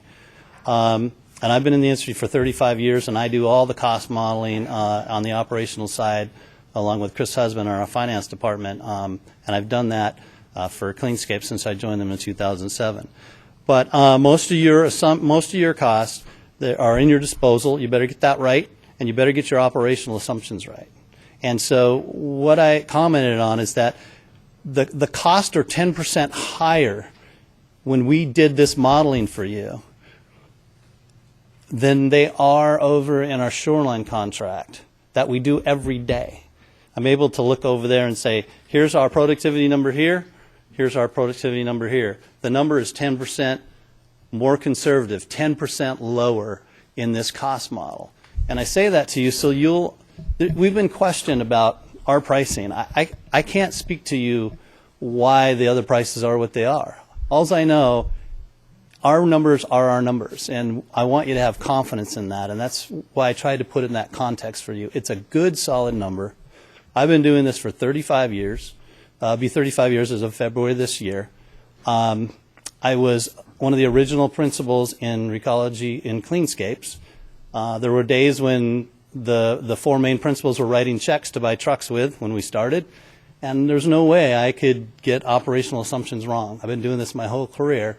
We built going to be close to a $100 million company. We know what we're doing, and I'm still working here.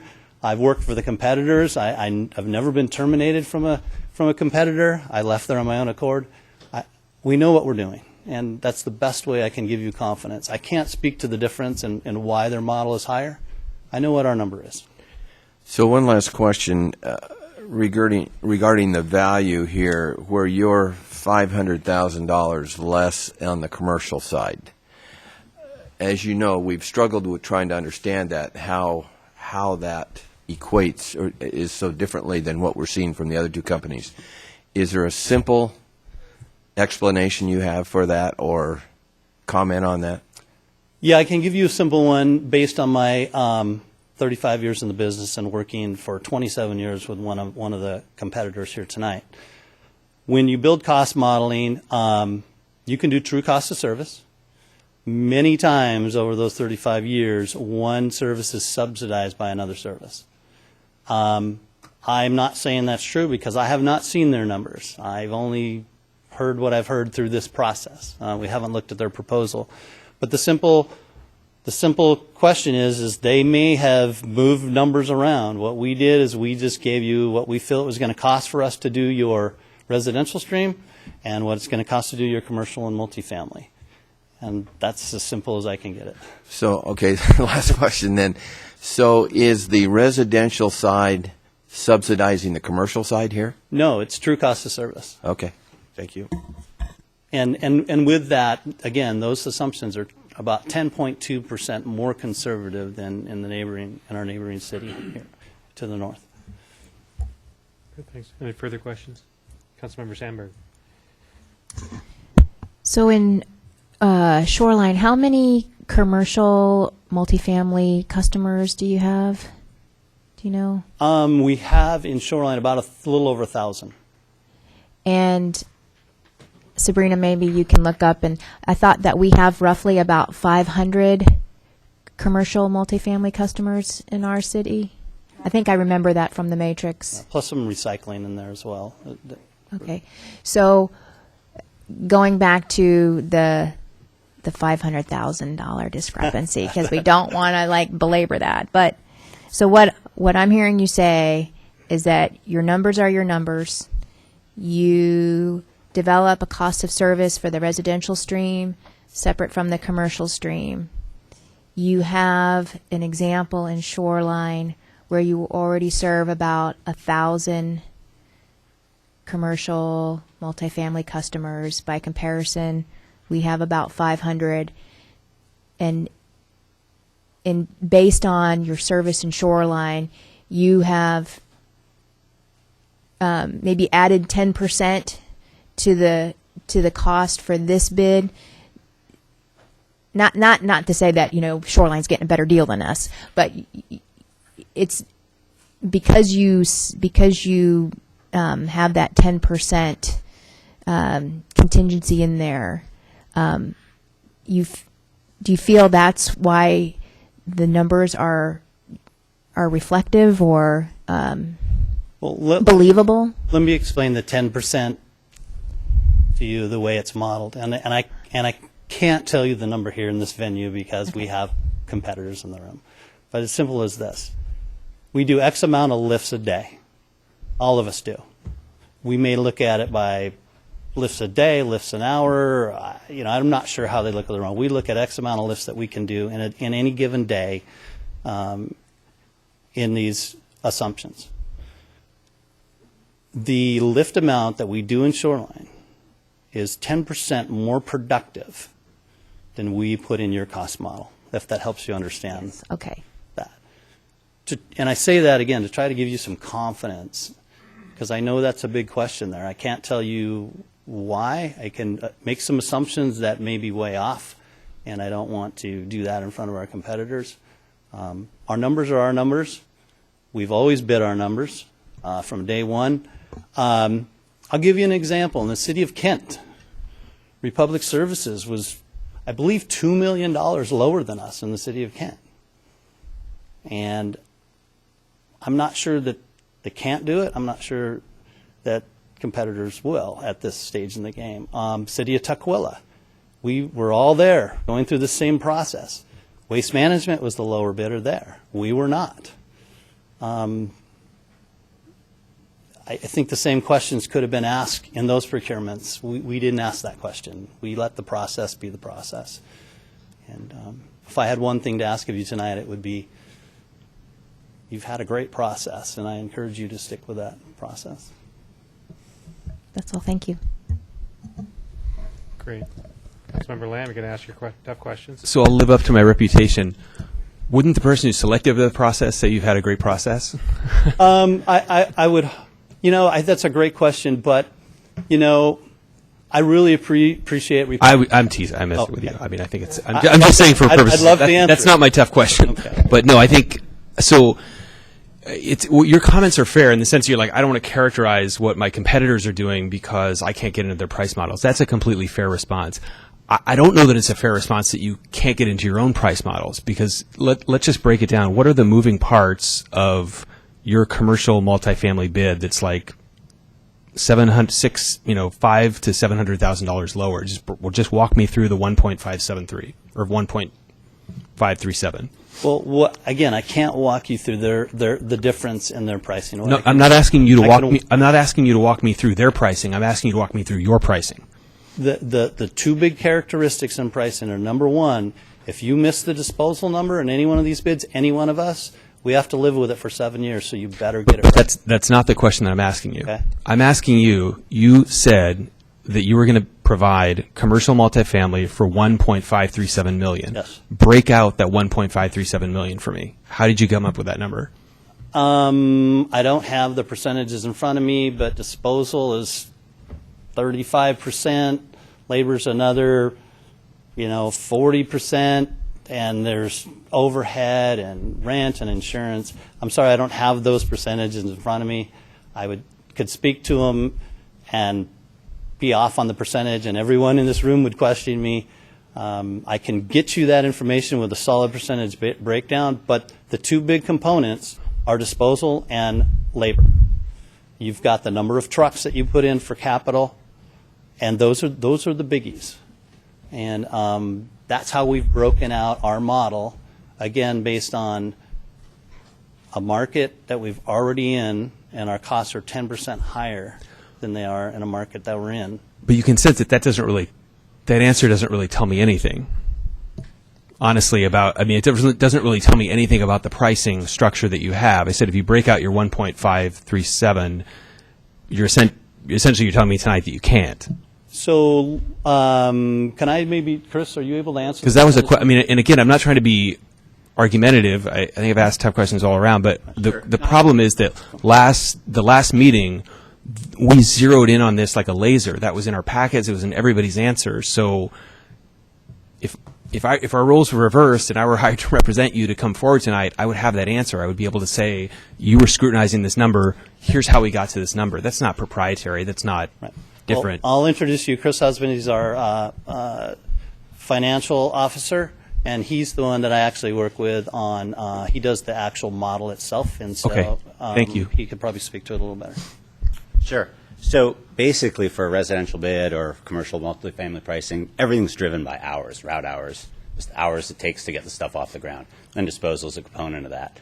And so, again, to sort of reiterate, I don't know. I think one of the Q&A processes, we saw the aggregate hours that the competitors bid.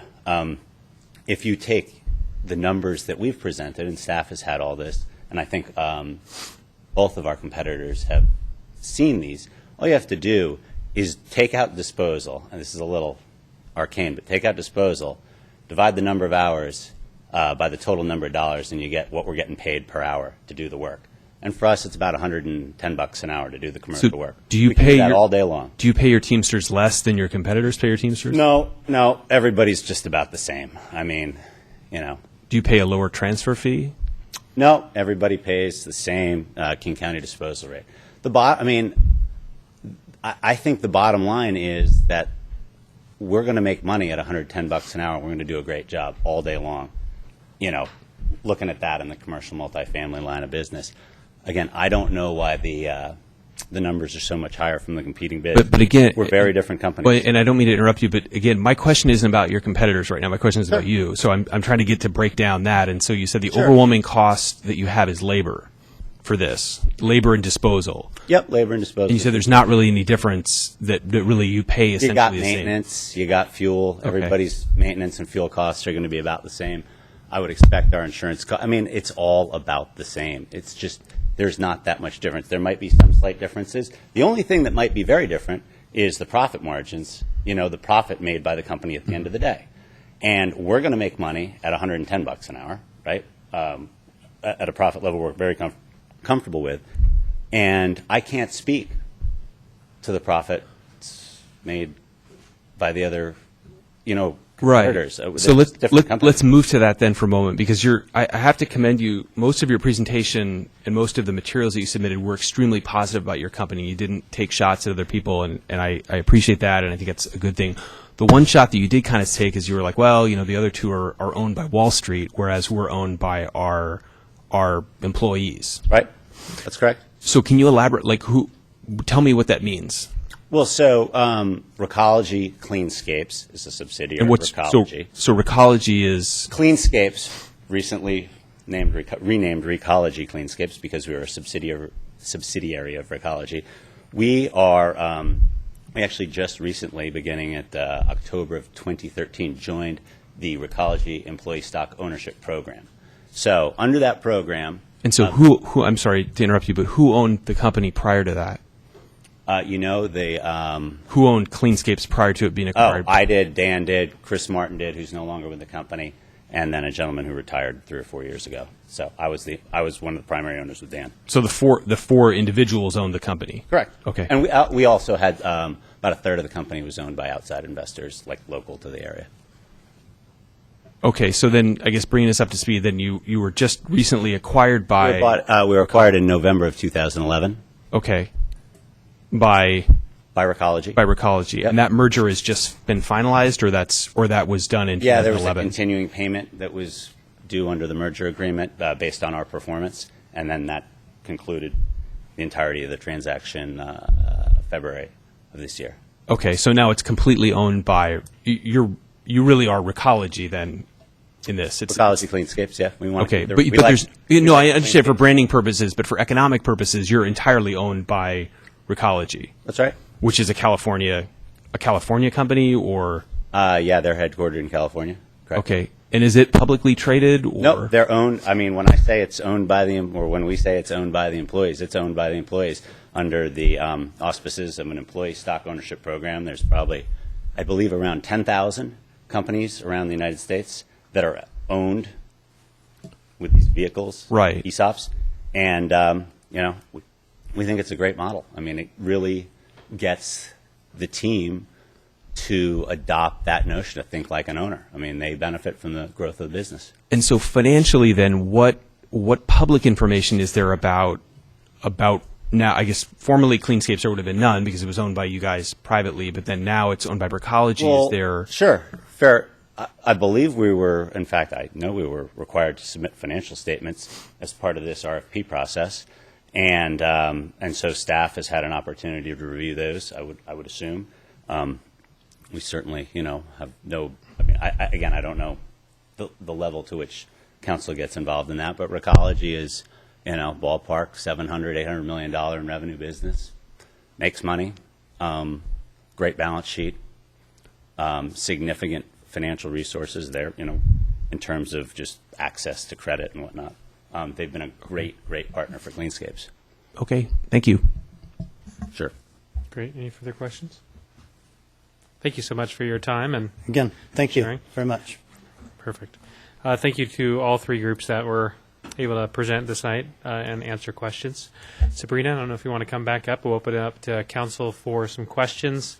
I can see questions going to 8. We'll probably take a break at 8 and come back for the balance of our time.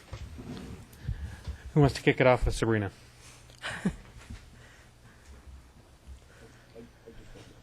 Okay, Deputy Mayor Spivey. I'm going to start with one and reserve the balance of my time for later. Since the whole financial aspect of it came up, could you just give us an overview of your review of the financials of all three providers? As part of the process with the, and you're talking about their background financial statements as companies, what we did is just review those as part of the process. We looked at the different financial statements, compared them. Each person on the evaluation committee reviewed that as part of their process. I also, though, through reference conversations, did have conversations because of the change for Cleanscapes to Recology. One of the references did mention and talk about that transition and the additional research they had done, so we felt comfortable with that. Thank you. Councilmember Evans. Yes. Concerning Cleanscapes, their system design and operation score was, concerning waste management, their system and design operation score was considerably lower, 14.8 compared to 16.4 for both of the companies. The question I have is, and they made this comment themselves, and their response was they have 2 recyclable facilities close and track record of excellent operations per city staff meetings. So I guess they were surprised to receive that low score, and I was just wondering if there's any way that you could explain that based on the facilities they have close and their past history or past performance with the city. Apparently in these meetings they were given the impression it was good. So from the evaluation committee's perspective, we did agree that their facilities were close. In fact, that's why we were surprised with some of the additional offerings that they didn't provide. But when it came down to the evaluation scoring, the concern was over the contract modification document that I provided to council in an email and the level of detail that restricted staff availability to work with them to address the number of recyclable items. There were specific requirements over, pursuit that we could do for performance fees. There were several different areas in that really concerned staff and restricted us, as well as the ability to increase customer rates without notification and putting the ownership of notification on the city staff and on our cost to do that. So there were several areas in that really concerned the evaluation committee, and they effectively rated Waste Management for that in those areas. Okay, thank you. Great. Questions? Councilmember Sandberg? So after, so assume tonight we pick a proponent to move forward with. What does the process look like after that in terms of the contract negotiation and rate negotiation? You mentioned there were the bottom lines for the floor level for the residential rates and then the commercial rates that were proposed by each proponent. Is that the basis by which the rates are determined? I don't know if I'm being clear. Is it based on each individual stream or the total rate number proposed? So you're looking for the steps that we're taking next to identify those rates. Yeah. So when council directs us this evening, we would, with that selected hauler, our goal would be to set a meeting with them and begin negotiations. As part of that negotiation, we would use those initial values that you saw in that cost of service document, and we would begin to work to set those rates to be similar across the customer classes like we have today. That would be part of our first phase negotiation with them. In addition, we would be looking to address our, street preservation fee, administrative services, but at the end of the day, they have to stick to that bottom line number because of the documents in the contract. So the contract language holds them to that. So our first phase approach would be, finalizing the contract document as well as those rates and moving them across the customer classes so that we have the same distribution of rates that we have today. Okay, thanks. Mm-hmm. Councilmember Ram? Just a rough estimate. How many hours of staff time has gone into the review process and this whole thing since the last meeting the time that you've put into this? The last thing being the last meeting we had. So if I thought about the time cards I've submitted recently, I would say we're talking about roughly somewhere in the 80 to 120 hours. In the amount of time that I've spent in reviewing documents, researching, answering questions, talking to other cities, talking to county staff because of allegations or assumptions that are made, and confirming those details. And the committee that was used to review the proposals, how much time total do you think the committee members have? Roughly, I would say somewhere between 10 and 20 hours because they were given proposals. We had the interview process, and we tried to really streamline that process so that we made sure they were using that time effectively and had the information for that. So, for instance, we made sure to schedule the interviews on the same day that we were finalizing our evaluation criterias and coming up with those scores. Is that 10 per member of the committee? Yes, that would be my assumption. I mean, each person probably differs depending on how much time it took them to get through the packets, but that would be my rough estimate. And how many were on the committee? I believe there were 5 of us. Okay, thank you.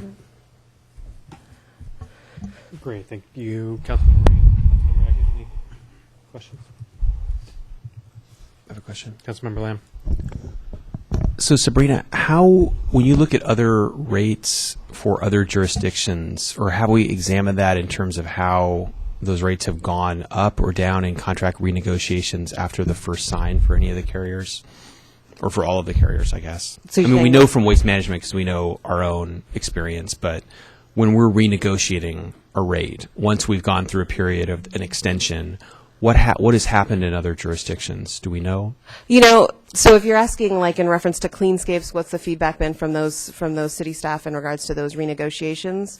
I can say that the initial conversations that I've had with, say, Shoreline and Issaquah has been very positive.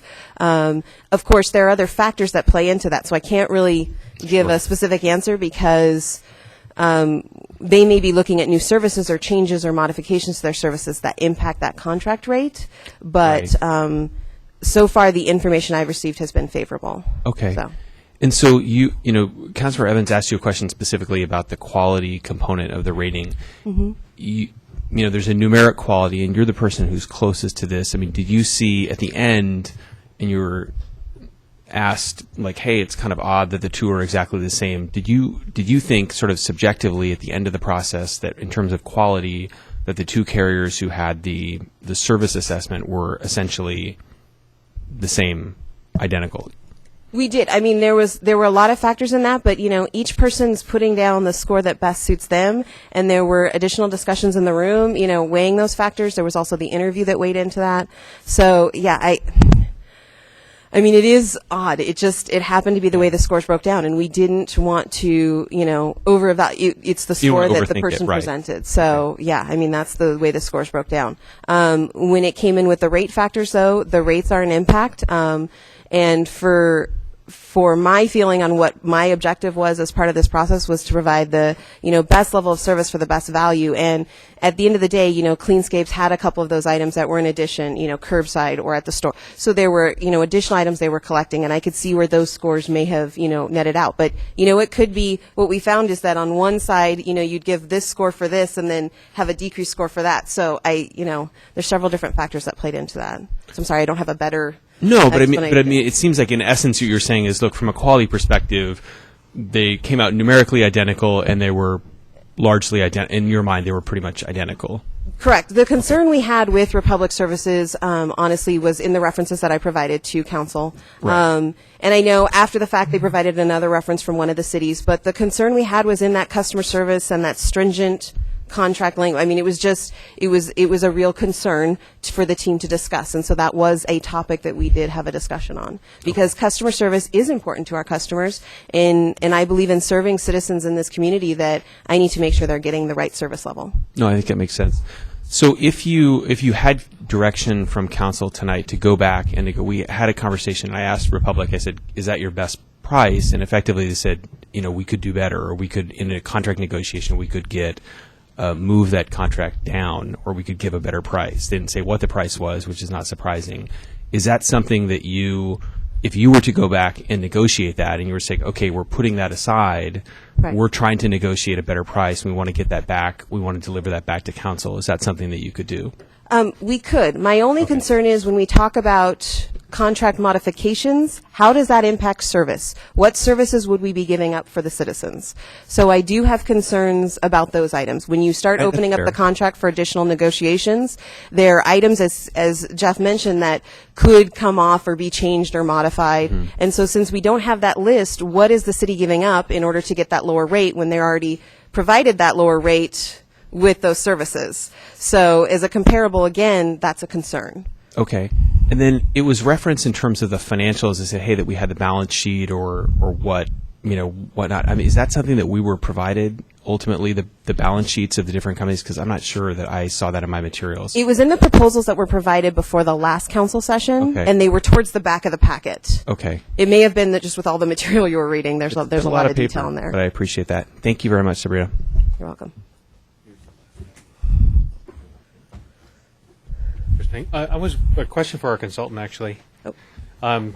We had talked about last time how there was a discrepancy in the commercial rates up to 25%. You said that you don't look at things unless it gets to 30.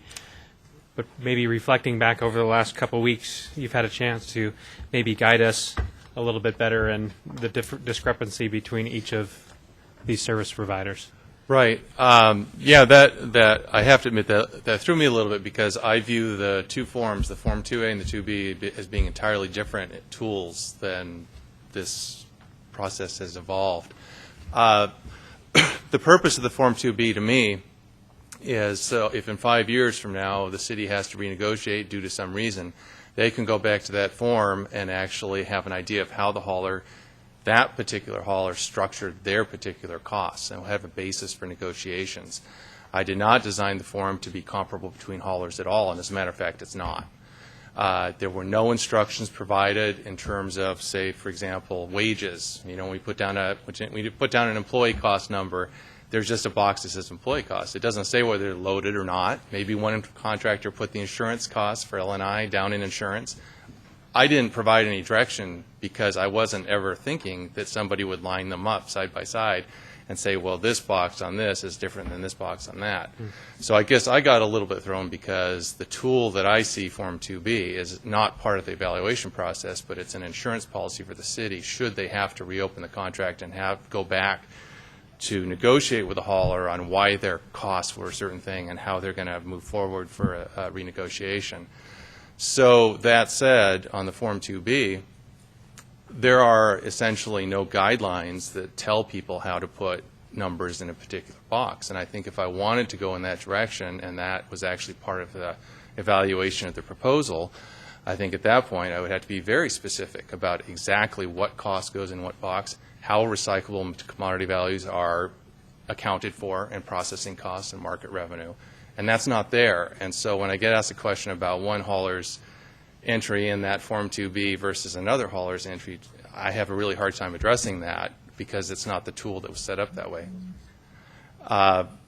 Did you have a comment on that before I go to the Form 2A and the difference in those rates? Keep going. Okay. That's great. Thanks. So on the Form 2A, on those rates, I asked for cost of service. And the assumption for me is that that will give us a baseline of data on how their costs are distributed between the sectors. But the eventual retail rates that come out at the end of the process may be very different. They may be loaded entirely different between sectors. They may be more reflective of what your customers currently pay. And they aren't necessarily the allocation that's there. And the reason I take the combined total of residential and commercial, add that up and use that sum total as a scoring is in the past, in the industry, it's been very common to have residential rates be slightly lower, have a little bit of internal cross subsidization, even if you're not supposed to, even if you're talking true cost of service, because you want to have attractive residential rates, because residents vote, businesses don't. And it's been a problem in some of the competitive processes in the past, not necessarily this area. So the way I address that is just I look at the sum total revenue requirement that's in their proposal, residential, commercial, Dropbox, all combined, and that's what the rate score is based on. So again, I'm not policing in any great detail how they allocate their costs between residential and commercial. I'm looking at the total number and running with that for the score. And going through the other level and policing that is probably the difference between doing a $15,000 to $19,000 procurement and doing a $100,000 procurement where you're actually going down and really bird dogging all the numbers. And as long as we have 3 competent competitors that have an extensive track record and you have a $2 million performance bond, to me that's the cost benefit between diving in deeper and policing those numbers versus saying out of the 3 competitors that you have that are all providing services in the broader community and are all competent, they have to make the rate and they have to live with it, and they don't have an opportunity to change it for the term of the contract. I don't know if that answered your question. Yeah. I'm trying to get to how those forms interact and how I see them as tools versus I think how it's been questioned here. Okay, great. Well, obviously we were impacted with the current service provider with labor issues, and was contested issue here within our city, I can tell you. Are we more vulnerable with one or the other, or are we pretty much equal in that regard with all 3 of these service providers going forward? I know some claim they have better relationships with the unions, but... Well, I can't speak to the qualitative evaluation the city made because I wasn't involved in that, but I can speak to the contract because I took a first cut at trying to develop some labor disruption language I did for the city of Bellevue. There were communications between Waste Management and the city, how they felt that that would preclude them from proposing on it. So I worked with the city attorney to come up with alternative language that basically took the whole labor disruption issue away from away from liquidated damages and moved it into a separate category of this is how you handle it, this is progressively increasing penalties, and that language hasn't been tested yet. I have to admit that. You know, it's fresh language. It was written in response to concerns, and it seems to have been accepted without comment by 2 of the competitors, and I can't actually answer how it's going to perform under a labor disruption. Who are the 2 competitors that accepted it? Cleanscapes and Republic accepted. Their proposals were based on the contract as written, largely in the RFP, and Waste Management has had a number of changes, which you've seen. which included some of those provisions. It's interesting because the current labor disruptive issues that we had in the language in there were basically we were told to pack sand to our citizens. So it's a difficult thing to consider. So I'm glad to know that that language has been accepted by two of the proponents here this evening. Thank you so much for answering the questions openly and honestly. Thank you so much for the good dialogue from council tonight. My hope is that after our 15-minute break, when we get back at 8:15, we have the opportunity as a council to direct staff on which proponent we are going to go for and move forward with. So until that point at 8:15, we'll return. Thanks.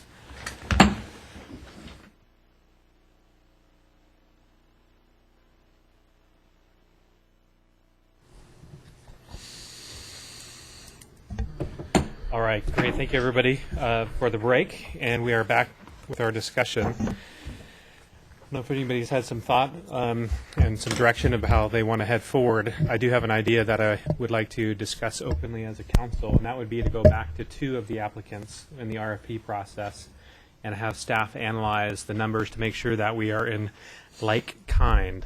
Moving from 3 to 2, hopefully focus this a little bit better. If I heard the consultant correctly, there were a couple different forms he talked about. I'd like to see maybe that we are very specifically directing to the proponents on exactly what to put in the form so we have a direct line per line comparison. I think that would be a helpful process to go to. So I don't know if anybody wants to comment on that or may have another question. Or Sabrina, you have a comment on that? Just to confirm for the process you're asking for, are you asking us to do the additional research of having a CPA look at those numbers or just have our consultant do a deeper review? Just to confirm the process you're asking. I would be asking for you and our consultant to do that review. Thank you. Anybody wants to make comment on that? Councilmember Sandberg? Question. So explain to me what you want the staff and the consultant to review. And I'm imagining this is for Waste Management and Republic, those two applicants? You said you wanted to go back to two of the applicants and review something, and I'm not clear what it is that we're asking staff to review. So the two applicants that turned in really the most complete RFPs were Republic and Cleanscapes. So it'd be to go back to those and understand exactly how their numbers align, because there's a lot of questions on how those two are aligning with their numbers. And so I'd like to have that analysis done and make our focus be on those two going forward. I didn't hear anybody on council tonight saying that they wanted to go forward, with Waste Management, Republic, or others, so I'd like to actually hear that now directly from each one. So I'm still I'm sorry. trying to ask some clarifying questions. So I guess I'm still unclear. So you would go back to Republic and Cleanscapes and look at their rate proposals, or are we looking at something else, some kind of financial documents? I'm still not sure what additional information we would get in the second round of review. Okay. Great. Do you have any comments? I do. I think I would support the approach that you've articulated, and provided with the opportunity too, I had asked a question of Republic Services, which I didn't ask of Cleanscapes, which I think was not. It's also a hard question, but I think it's fair that Cleanscapes would have an opportunity to answer that too. As we said, sort of, is this your best and final bid? And I took Republic's point. They're like, we're not going to negotiate here at the dais. But I think as part of that analysis, I think the companies, I'd like to have more understanding of the numbers that are behind that. And I don't think it's fair to, because we don't necessarily have understanding of how you derived at the numbers, or there may be proprietary concerns. I support the approach that you've outlined, provided that each of the carriers, the haulers rather, has the opportunity to interface with staff and to say, look, this is our number, this is how we arrived at this number, and this is how, if we were able to make improvements, this is how we could do it. Great, thank you. Any further comments or direction? Councilmember Agnew? First, I want to say that staff did a wonderful job. Sabrina, I think you did a great job with this. I think the city went through a very thorough, competitive bidding process. The three participants all said that it was a fair process. I know there were concerns initially about Cleanscape and their performance, but we have a performance fees that should rectify that.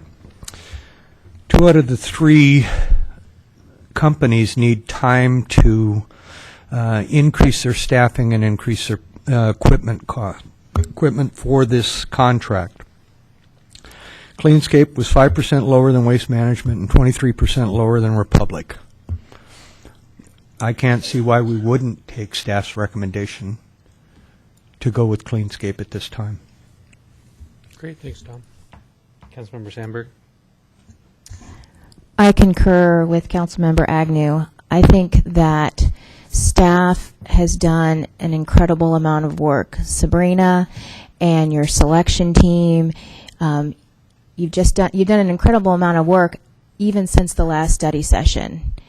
And I'd like to also commend the consultant, Jeff Brown. I have never seen a contract as detailed and thorough as the one that we have before us tonight.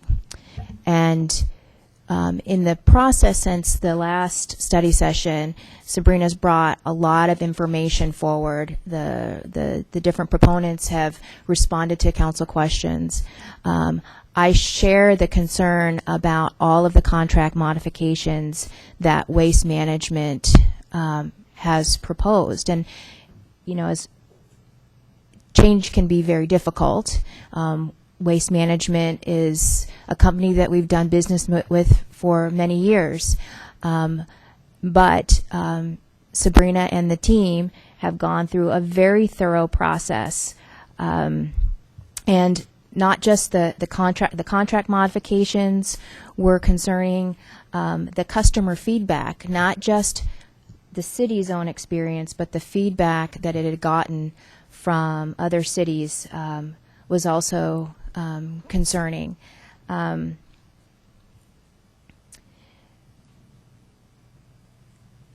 think that I'm very comfortable with staff's recommendation, and I will make a motion after other council members have had an opportunity to weigh in to move forward with staff's recommendation to engage in the contract negotiation and the rate payment. Cleanscapes they proposed the lowest overall rate. And we've had some conversation tonight about Republic Services having a lower residential single-family proposal. And so I went and did some calculations, and on an annual basis, Republic, and I'm comparing Republic and Cleanscapes because what I'm hearing from some on council is that those would be the top two. Is that the difference in the residential rate between Cleanscapes and Republic Service was $65,651 per year, and over 7.5 years, that amounts to $492,000. But when you look at the total package, Cleanscapes is less expensive, cheaper than Republic by $587,000, which over the 7.5 year contract is $4.4 million. So I don't feel the fact that Republic Services residential rate being slightly less expensive outweighs the benefit of the savings that we get over the 7.5 year of the contract. So I still support staff's recommendation based on the total rates proposed by the different companies. And I feel comfortable now about that commercial rate being so much lower for Cleanscapes. We have a rock solid contract that our consultant has provided for us. Staff has assured us that when they sign the contract, they have to live by the contract. And Cleanscapes has said, our numbers are our numbers. And they already have experience with 1,000 commercial multifamily consumers in Shoreline. So if their numbers are their numbers that are based in a reality, in a real situation, and staff is telling us they're going to be held to that contract, I feel comfortable about that. The qualitative score, I was the one who brought up it seemed odd that the qualitative score was identical. But when you explained it, I mean, I thought you were going down a list of 20 items and you had, assigned a point value to that many items, and then somehow they miraculously ended up being the same. But when you explained it, it's quite possible that you could average 5 numbers and end up with the same number. So I think Cleanscapes has the lowest overall rates. They don't have any contract modifications. They had really great customer feedback from other cities. I also expressed the concern about the recycling facility not coming online, but it looks like all indications are that it will be online. They're union based, just like the other providers, so it's not like we're going to a union busting situation. And so for all those reasons, I'm confident that we can move forward. We can direct staff to move forward with contract negotiation with Cleanscapes. And I want to trust the process. I want to respect the process that staff has done. I think it's a good process. I'm concerned about, I can understand maybe wanting to go back and get an even better number, but I think that's not respectful of the process. And I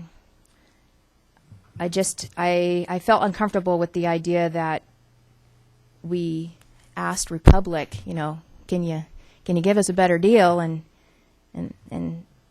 the response is we can get to a good place. I felt uncomfortable with that exchange, and so I want to honor the process. I think we've gotten more than enough information, and I think we can be ready to move forward and be confident with Cleanscapes. You finished? Okay. Councilmember Rayam?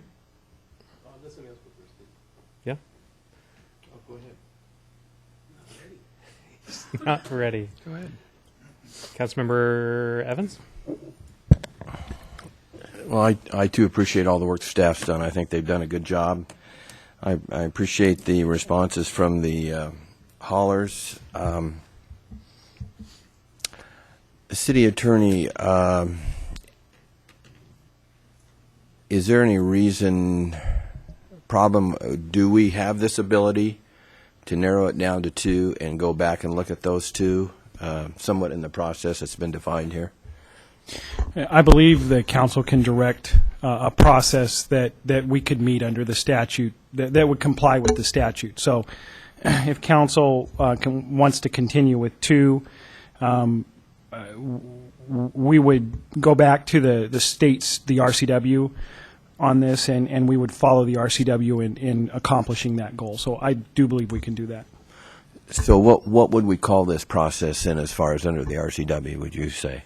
It's continued negotiations. Okay.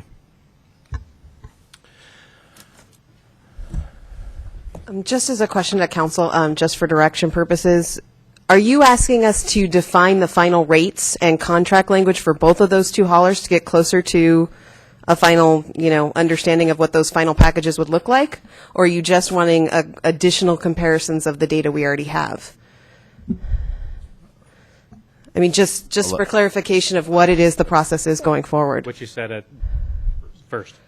So go down the path as if we're moving forward with those 2 haulers, get a final contract as well as a final rate package, and then present that back to council. That they are evenly matched and analyzed. Okay. Did you have any other questions on that? Yeah, come forward, please. That's why you're here. Well, I was just listening to the process, and I guess what I start thinking down the road of exactly how this would all work. And I guess one thought, being responsive to the comments that we've had, would be to ask the two haulers that you wanted to pursue, what specific elements in the contract do you believe are major changes or rate drivers that we should reevaluate? Get those lists to the staff, have staff evaluate what's the best fit for the city of Bothell, and then reissue essentially a final and best run that says, okay, so here's our final package of services that we think is optimized for the city of Bothell, and both of them provide the rate packages and the cost data based on those. And it's a formal framework for a process rather than sitting down and attempting to negotiate with two parties at once. I just want to bring that up as if that sounds like a reasonable approach. I at least understand what you're after. Okay. Bill, do you want to? Well, I have some questions in my mind about the process at this point. That I think it's been a good process. I think the staff's done well. I still have some questions in regard to fees and services. If there's some benefit to this process, I'm concerned about the time period that it's going to take to do this. I know we need to get a contract approved so that we can get out to get the hauler has a chance to staff up for this or get ready for this. So that's a concern. But if there's a potential additional information or advantage to going through this process, I'm okay with that. I have to say I'm satisfied generally with the process that we've gone through, and but if there's some additional information that's going to help this council make the decision, I can support that. But I want to make sure we understand what the process clearly is and what the end result is and where we're going with it. Right, and that was actually my question is depending on which motion gets voted in which direction, I just want to make sure I understand the implications of what framework you want to use for us to get information, because I honestly do think it would be a 2 to 3 week turnaround. I mean, we'd have to just get that right back from the competitors and be in a position to analyze it and get it right back to you. So time would definitely be of the essence if you went in that direction. Good. Thank you, sir. Deputy Mayor Spivey? I could support the side-by-side comparison. Okay. Councilor Rayam, you were gathering your thoughts? Yeah, it was. So the process to date represents a ton of work done by staff, and I just wanted to say thank you a lot for that. 170 hours is not a small amount of work. I think what's in front of us right now, well, there's no motion, but what we're asking the consultant and staff to do is something that they have to create. By the questions that have been asked by staff and the consultant, they're not clear on what exactly it is that council is asking. I'm not clear what it is either. You know, in 2.5 years, I've never seen this council question a staff recommendation. I've never seen this council berate and cross-interrogate a consultant like what happened to Mr. Brown the last time he was here. I looked into Mr. Brown's background, and he's done nothing but a huge public service to this region with his process that he's set out in the last 30 years of being in this business. So we have the best consultant possible. We have a lot of staff time into where we're at now. Cleanscapes seems to be a great company. They've competed well in the process that was laid out in front of them. I don't know why we would switch the game right at the 11th hour. You know, that isn't free for a company to come into a proposal process and just keep kicking the ball down the road. Doesn't seem like a good use of our staff time or these companies' time. So I support moving forward with the staff recommendation tonight. Great. Well, just to formalize the conversation tonight, I did hear 3 people saying they're comfortable with the staff recommendation to go with Cleanscapes. I heard 4 folks talking about the opportunity to go back and analyze 2 of the applicants or proponents. So I actually think it best to formalize where we're going, and so Councilmember Lamb, if you want to formalize that for us in the motion. Sure. I would move that council direct staff to approach Cleanscapes and Republic and further refine their proposals in the form of the contract and in the term of the bids that they would provide and the services they would provide for us. So there's a bit of motion and a second. Is there any discussion on the motion? I'd like to speak to my motion if I could. Councilmember Lamb? Or I'm sorry, Councilmember Sandberg, go ahead. I'd like to make an amending motion. Well, then I'll speak to my motion. Okay. The issue that we have in front of us tonight is we in the city, and I want to first of all say something that we do believe staff has done a good job, and I think staff has done a good job for our citizens in their service over the life of the contract that we've had with Waste Management as well. It was said tonight from the dais, why would we worry about this? We have a rock solid contract, and there's no reason why we would even give this a second thought. We also had a rock solid contract with Waste Management that also was crafted in consultation with other consultants. And I have a great deal of respect for Waste Management. I have a great deal of respect for their employees, and any company can find itself in a difficult situation. And I deeply appreciate the words of their representative tonight that they regret the situation that transpired. But that contract was not that helpful to us in that situation. It didn't provide us that. So I think when we say, and I have to say, it was said tonight, I've never heard anybody, question someone so like that. I've never heard anyone say we need less time on an issue, that we need to move forward tonight, that I've heard tonight. This is a granting of a monopoly in our city to one hauler and to one carrier. We as the government give one person, without competition, other than what we facilitate as a council, the ability to have a monopoly on garbage service in our city. That's a big deal. That's something that you should pause on and take time on and work through and ask questions about and ask pointed questions about, because it's a very, very serious issue of the public trust. And it is in no means a commentary on what our staff has done or what the different haulers have done or what our consultant has done to take it seriously and to take that responsibility seriously. So I think what the proposal is tonight is to say we're locking people in. Our individual ratepayers don't have a right to renegotiate their rates. We're their advocate. Our consultant is their advocate. Our staff is their advocate. What we're asking for is the time to get the best possible deal in terms of service and in terms of price for the citizens of our city who we represent. It was asked in a different context earlier tonight, what is the rush? Why would we possibly need to do this tonight? I would return your advice to you. Tonight we have an opportunity to take a serious contract seriously, to ask our staff to dig down and get the best possible value that they can. There's nothing wrong and everything right with that, and that's completely consistent with our duties as council members. So I would urge a yes vote on the motion. Anyone else? Councilmember Agnew? Well, I will not be supporting this motion for a number of reasons. I think the process was a good process. I'm an educator by second trade. I considered this a test. I don't see a whole lot of people that throw out tests. Now, I can understand throwing out a question if everybody gets it wrong, but I can understand us throwing out the test and going with the highest bidder and the lowest bidder, eliminating the second bidder. I don't understand where that's coming from. I don't understand if we're setting ourselves up for some litigation by this. I'm not a lawyer. I don't know those things.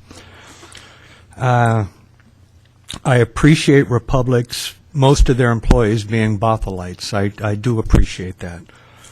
But I don't understand why we're taking Republic and Cleanscape and letting them take the test again. I just don't understand that. Great. Councilmember Sandberg? I'd like to make an amending motion, and that's to direct staff to proceed with Cleanscapes, to proceed contract negotiations and rate negotiations. Okay, so that's a motion by Council, or amendment by Sandberg and second by Agnew. Any discussion? I'd like to speak to my amending motion. Please. I think Councilmember Agnew gave a great analogy and really simplified the decision ahead of us. And I think it's a great analogy to say that we're throwing out the test. And it is important to note that Republic was the highest bidder. And so, as Councilmember Agnew is pointing out, we are taking the lowest bidder and the highest bidder and moving forward with them, and then leaving waste management out. And 60% of their score is based on rates. So I think that the process that we've gone through, that staff has gone through, that we went through with the study session, and then the pages, the hundreds of pages of follow-up material has been thorough and detailed and has given us more than adequate information to move forward and to move forward with staff's recommendation. And yes, I am a proponent of looking at all of the variables and weighing them carefully and being thoughtful and applying my standard of thoughtfulness. I would heartily support staff's recommendation for all the reasons that I've stated before. And I still, and I'm not embarrassed to say this, I am not clear what this new side-by-side comparison is hoping to elaborate. I do not know what we are asking staff to do. If we are asking the companies to provide proprietary information on how they arrive at their rates, I really don't know what the side-by-side comparison is. We've got a side-by-side comparison. It was called this process, and it's been thorough, and I think we need to take staff's direction. Okay, any further comments on the amending motion? So, I mean, I have a few. If you look tonight, compare the three, Cleanscapes, Republic Services, Waste Management, when we're representatives of the cities of our citizens of Bothell, if I can get that out. Certainly, our businesses and such are part of the citizens of the citizens of Bothell. But residential, single family, if you look at those rates, it's the lowest with Republic Services. So you can't continue to call them the highest. Maybe overall they are. So I want to dig down a little bit deeper to understand more clearly Cleanscapes and Republic Services and how those two compare. I heard tonight that really a line-per-line comparison of the two wasn't processed. That's what I heard. So if that's true, then how do we have a well-vetted out analysis? I look at the cost. $35 million contract is really what this is. So I don't want to rush it through. I think you need to have more than 2 meetings on something so large. The only other thing we have up near that we've spent 4 to 5 years discussing. So I think it's fair to have another discussion, another 2 to 3 weeks to discuss this matter. So staff is smart. They have a great opportunity to look at 2 of these proponents, analyze them side by side, and take a further look at this. And I would hope that they would jump at that opportunity to do so. I think they're smart. I think our consultant that came forward tonight, as others have said, can add to that process and help guide us in that process with Sabrina, and really bring something back to council that we can analyze clearly on a direct comparison for the citizens who I represent. So I will not be voting for the amendment. Councilmember Evans. I came prepared tonight to support Cleanscapes as the person for the bid on this. And I appreciate the discussion that's gone on. I'm not sure we have all the answers. I'm not sure the test was right. But based on what I've heard tonight, I can see decisions or issues on both sides, or reasoning why there's a motion and an amendment to the motion. I appreciate all of my colleagues and the support they give to this. I'm trying to be respectful of the process, and I will be supporting the amendment tonight. I feel like we're there. Not saying that it couldn't get better, but I think we've gone through a process that's been fair. And again, I appreciate everyone's comments on this, but I'll be supporting the amendment.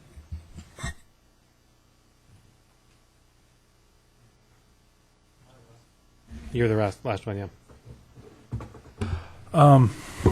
Wow. I came in here tonight not sure what I was going to do, and I sit here right now not sure exactly what I'm going to do. I basically our number one and our number two over the final. I thought they presented great stuff, but the $500,000 difference does concern me. And that's why when we had our informal poll of I could support that comparison, even a consultant didn't even, he didn't look at some of the financials the way questions were being asked. And so that's fair. And as I sit here, I'll be honest, I'm still not sure how I'm leaning. It's tough. There's some, I see pros and cons to both sides of it, and I guess most importantly, I just want to thank staff for the work that they've done. Sabrina, there's a ton of pages there. I'll tell you, I got bloodshot eyes after reading all that. But I want to thank all my my partners at the dais for all their conversation, and again, jury's still out till we cast our votes. The jury is out for another 15 seconds, unless we want to open up for another round of conversation.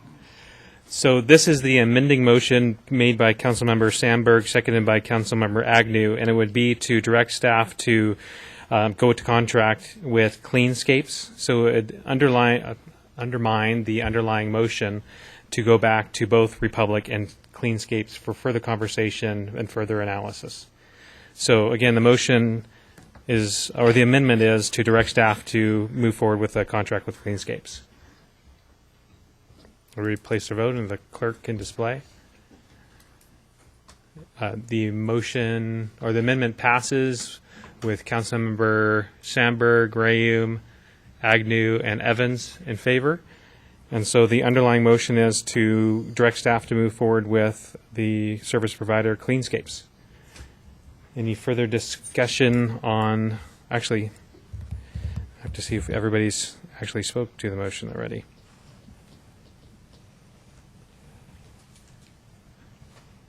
I think everybody's had a chance to actually speak to the underlying motion. So the underlying motion is to direct staff to move forward with Cleanscapes. Okay, everybody clear on that? So if we can have the underlying motion is to move forward. We did the amended motion, and doesn't the amended motion supersede the underlying motion, so the amended motion stands? That's exactly right. Well, no, you have to still vote on the motion because you changed the underlying motion.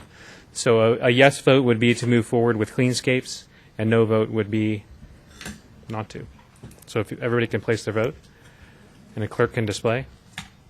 So the motion passes with 5-7, with Councilmember Lamb and Freed in the negative. So you have your direction. Thank you very much, Council. Great. So that finishes that agenda bill.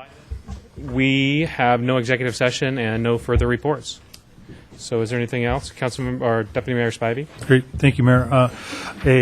Just kind of point of personal privilege. We've all seen in the media the things that have gone on to our neighbors to the north and Oso and those along Highway 530. There's been some great community outpouring of support all around our region. And one of those methods of support is a fundraiser going on across the street at Tandem. They're for $20 a person. 100% of the proceeds is going to those people that are affected by this up north in Oso, and they've got a spaghetti dinner going with salad and everything. And it's going on right now. And then I'll be bringing back another fundraiser that one of our members in our community, he and his family, will be putting on later on in the month. I'll be bringing the information to that also. So that's all I have. And with that, I'd make a motion to adjourn. Second. All in favor? Aye. Any opposed? No, we're adjourned.